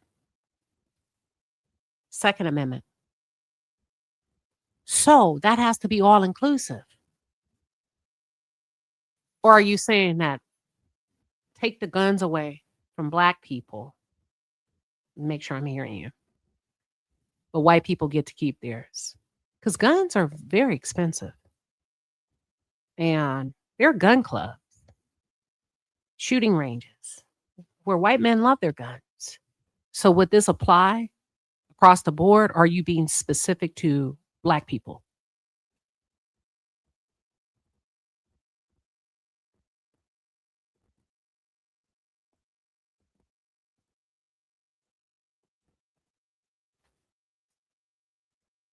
I'm just asking. I'm just asking. I'm going to see what you come back with. Because I know, let me just tell you something. I know people make up rules as they go. And I want to say something. White people love solving problems or creating problems that only they can solve. A lot of you. A lot of you.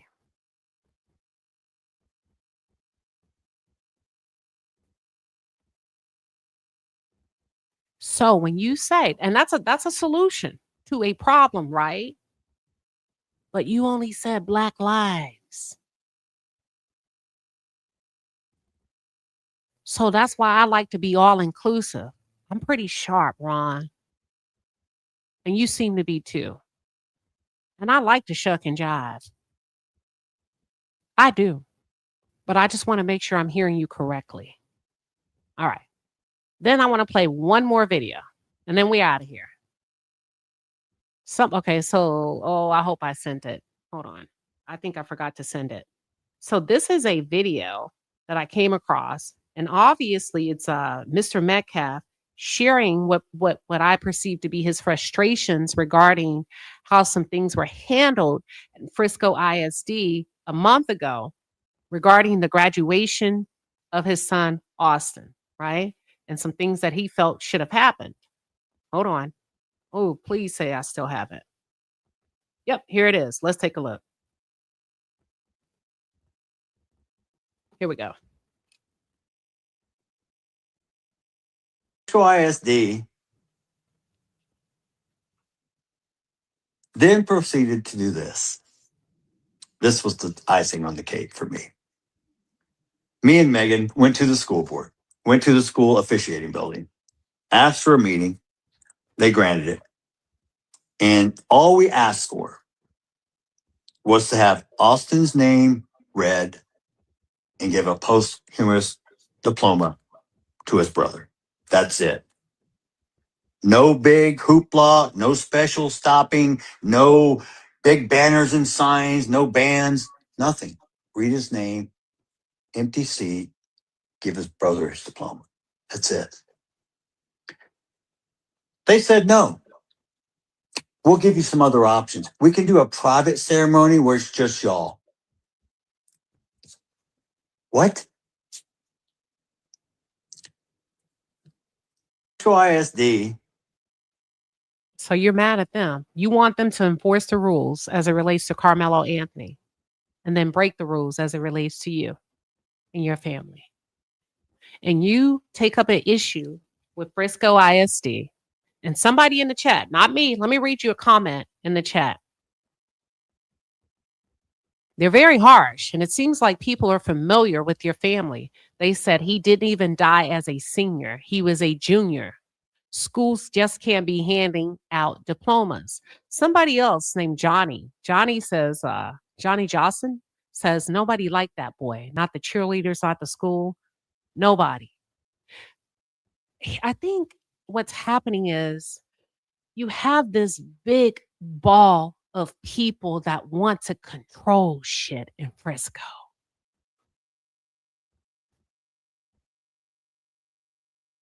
That are not leading with comprehension.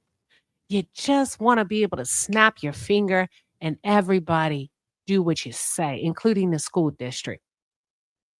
So the school district says we can't do that. We lose students all the time. But what we can do is we can open up the floor for you to have a private ceremony. Let me play it again and we'll go to the next one. Then proceeded to do this. This was the icing on the cake for me. Me and Megan went to the school board, went to the school officiating building, asked for a meeting. They granted it. And all we asked for was to have Austin's name read and give a posthumous diploma to his brother. That's it. No big hoopla, no special stopping. That is a hoopla. That's a big hoopla. When you have such a high profile case for murder, and there's 2 students within the Frisco ISD Independent School District that are at the nucleus of it. So you want us to carve out a seat, even though your son is deceased. We can't do for you what we haven't done for any other family. That includes white, black, yellow, brown. That is a huge hoopla. That sends a direct political message. You're asking the school to step in and lean and advocate without saying a word. They can't do that, sir. No big banners and signs, no bands, nothing. Read his name, empty seat, give his brother his diploma. That's it. They said no. We'll give you some other options. We can do a private ceremony where it's just y'all. What? ISD. You got to get used to the thought of no, Jeff Metcalf. You've got to be able to accept no as a full response. But let's continue. The response from one of the women across the table was, well, we've had more than one student die this year. Before I could open my mouth, icing on the cake for me. Hold on. Me and Megan went to the school board, went to the school officiating building, asked for a meeting. Give me 1 second. It looks like the tape. It looks like there's a loop. Give me 1 second. Let's see if we can get it. Mama Bear let loose and said directly to her, how many of those students were murdered on school property?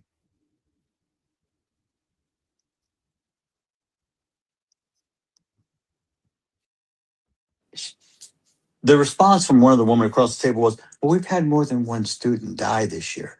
Before I could open my mouth, Mama Bear let loose and said directly to her, how many of those students were murdered on school property?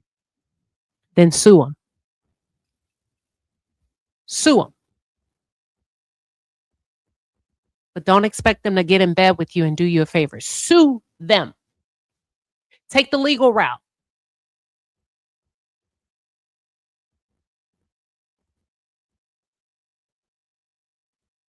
Exercise your right to a civil suit. If you feel that your son's murder was negligence, you would also have to sue Coach Rob Starr. Sue, but he testified that he's still great friends with you all, and he still works alongside Hunter. So sue them, sir.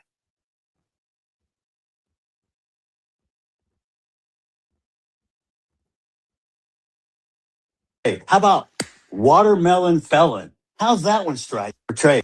Hey, how about watermelon felon? How's that one strike? Trey. Hey, how about watermelon felon? It's a lot. Yeah, so it seems like Mr. Metcalf is upset with Frisco ISD because they would not leave an empty chair in Austin's memory for the graduation ceremony, and they told him we can't. That it would just, we would be inappropriate because we've lost a lot of students, more than one, and we just can't. And he was not happy with that, and he took publicly to display his disdain with Frisco ISD.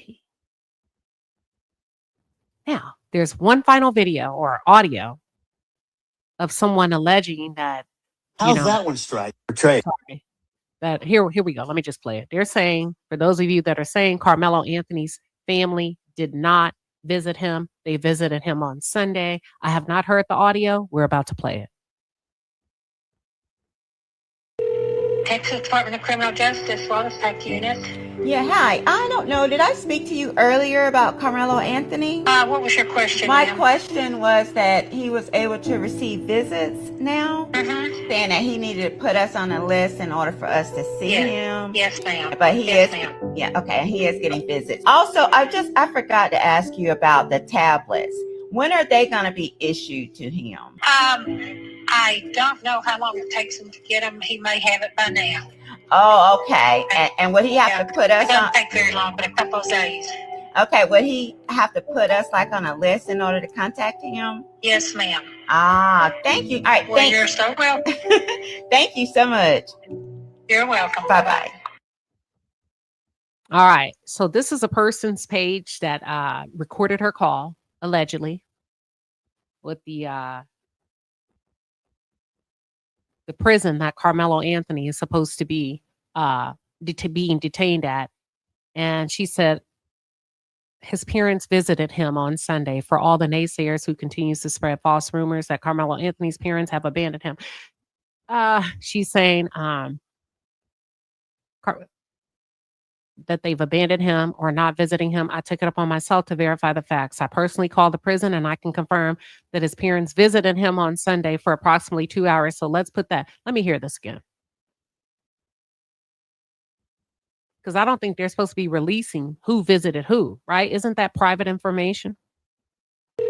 Texas Department of Criminal Justice, Wallace Type Unit.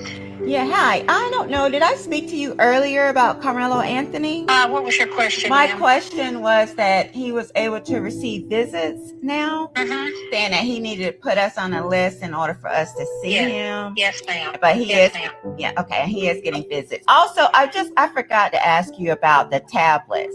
When are they going to be issued to him? I don't know how long it takes him to get them. He may have it by now. Oh, okay. And would he have to put us It doesn't on? take very long, but a couple of days. Okay, would he have to put us like on a list in order to contact him? Yes, ma'am. Ah, thank you. All right, Well, you're so welcome. thank you so much. You're welcome. Bye-bye. I don't think anybody should be releasing their personal information when they are not visiting their son. I think that's a violation of personal privacy as much as that's why I said, that's why I say Karmelo Anthony, I know to the family, you're not sharing this. That's why I said, this is entertainment for a lot of people, right? And unfortunately, you just don't have people that believe in holding your private information to themselves. I don't think I heard the lady say that they visited for 2 hours, nor should she say, that's a safety concern. I'm exhausted. I'm exhausted by this case. I really am. And I wish nothing but the best. But you're going to have to clean house. You're going to have to lock it down, tighten it down. Somebody sent me a message, but I'm not going to read it because I don't know what's true or what's not about Charleston White and the Karmelo Anthony family and who's helping them to get an attorney. It's a lot. And that's not the problem. The problem is you got to reel everything in. There's a spillover. Clean it up, reel it in before you lose credibility. Because there's a lot of people out here that are watching, but they are not necessarily on your side. So you're going to have to lock it up and lock it down and become more strategic. And I don't know. I'm going to just say this. This is my personal opinion. I don't know if you need big time advocates. I don't know that. I don't know if you need to go to the most high profile people. I can't necessarily say that's going to help you. I don't know if that's the best approach. I'm not saying it's wrong, but I don't know if it's necessarily the best approach. One thing about people and the psychology of people deal with who they like. I kept saying that. Do you think it's a fair jury? Do you think they're going to believe the defense or the state, the prosecution? I say people believe who they like, not who's telling the truth.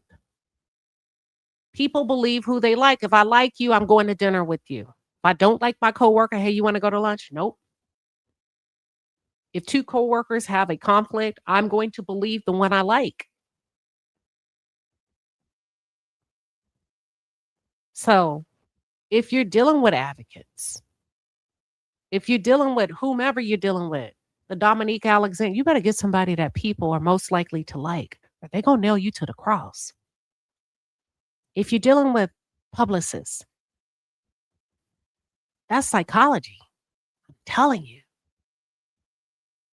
You want to win over public opinion? You better get somebody that's likable, that's powerful, but likable. What do y'all think? And I don't think you understand that dynamic. I wish nothing but the best. I've talked to some people at the courthouse that were phenomenal, who may be working alongside the Anthonys. But you're gonna have to cut the grass.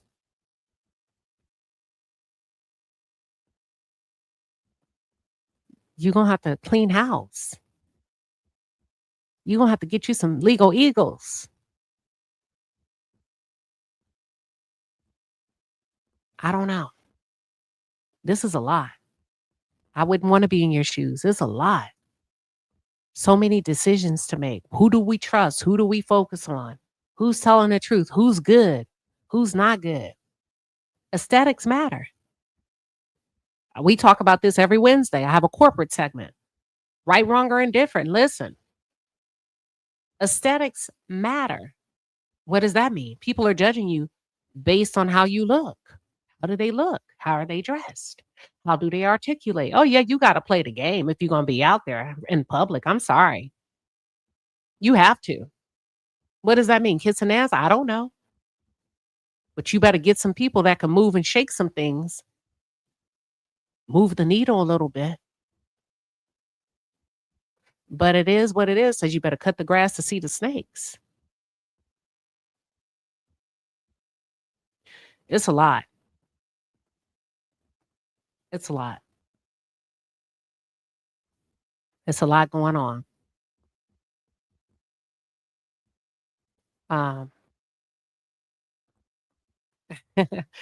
Okay, Buck Horse. Cowbone says, don't listen to Charleston. He's all over the place. Can't trust him. But they did at one time. Sounds like. Charleston released, Charleston released a recording. And it sounded like it was Karmelo's father that he was talking to on the phone. That's what I'm saying. Like, I would shut down my conversations. People are going to be looking for book deals. People are going to be looking to capitalize off this. You don't know if people are recording you. You don't know what people are going to do until you F around and find out. That's all I'm saying. Y'all, that's all I got. Nick, what did it say? Nick says the dad's discernment is bad. They're going to have to shut it down.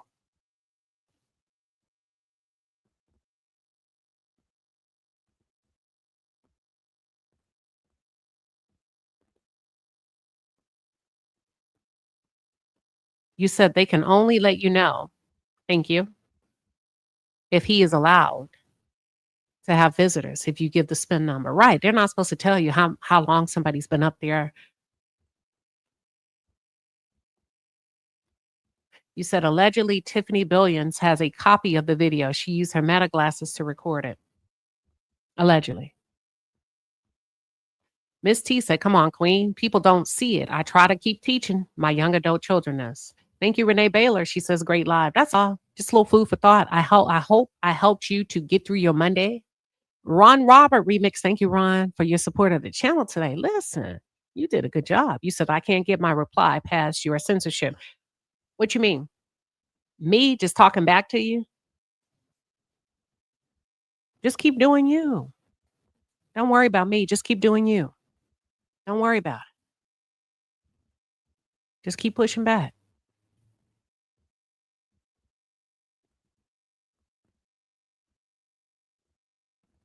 That's all I got, y'all. Thank you. Thank you. I will see y'all a little bit later for tonight for party in the chat. You says I can find 5 strap before you can find one of who you. I bet you. How much you want to bet? How much now? How much you want to bet, Ron? Let's bet $20. $20. All right.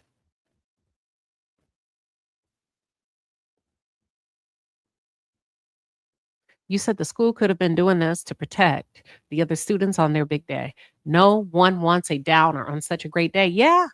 Yeah. And there's other students and parents that are celebrating.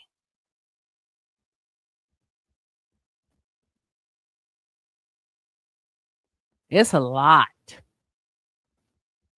I got other stuff to do with my thousands of dollars. I like cruising. We can stick it to 20. And then you can work your way up with me. Okay. You said I was censoring? No, YouTube. Oh, YouTube was censoring his comments. Oh, that's what he's talking about. Oh, yeah, you got to watch what you put out here. I thought you were talking about me. I'm like, I don't censor. That's what he's talking. Oh, yeah, YouTube will not you. Listen. Yes, they will.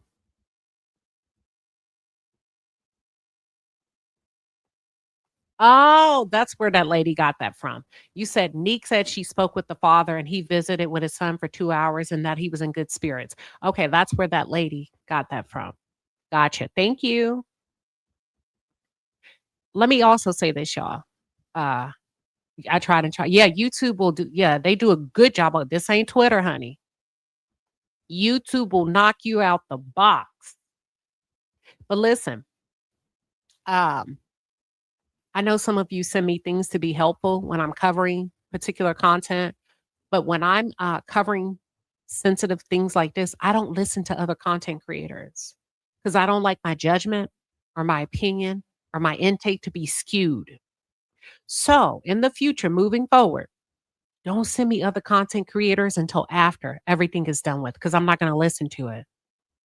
Because otherwise, it's not going to be my thoughts. I don't like my thoughts to be influenced. So if you sent me something and I did not comment on it, it's because that's just best practice for me. Thank you, everybody. Y'all have a great Monday. I will see you tonight for Party in the Chat.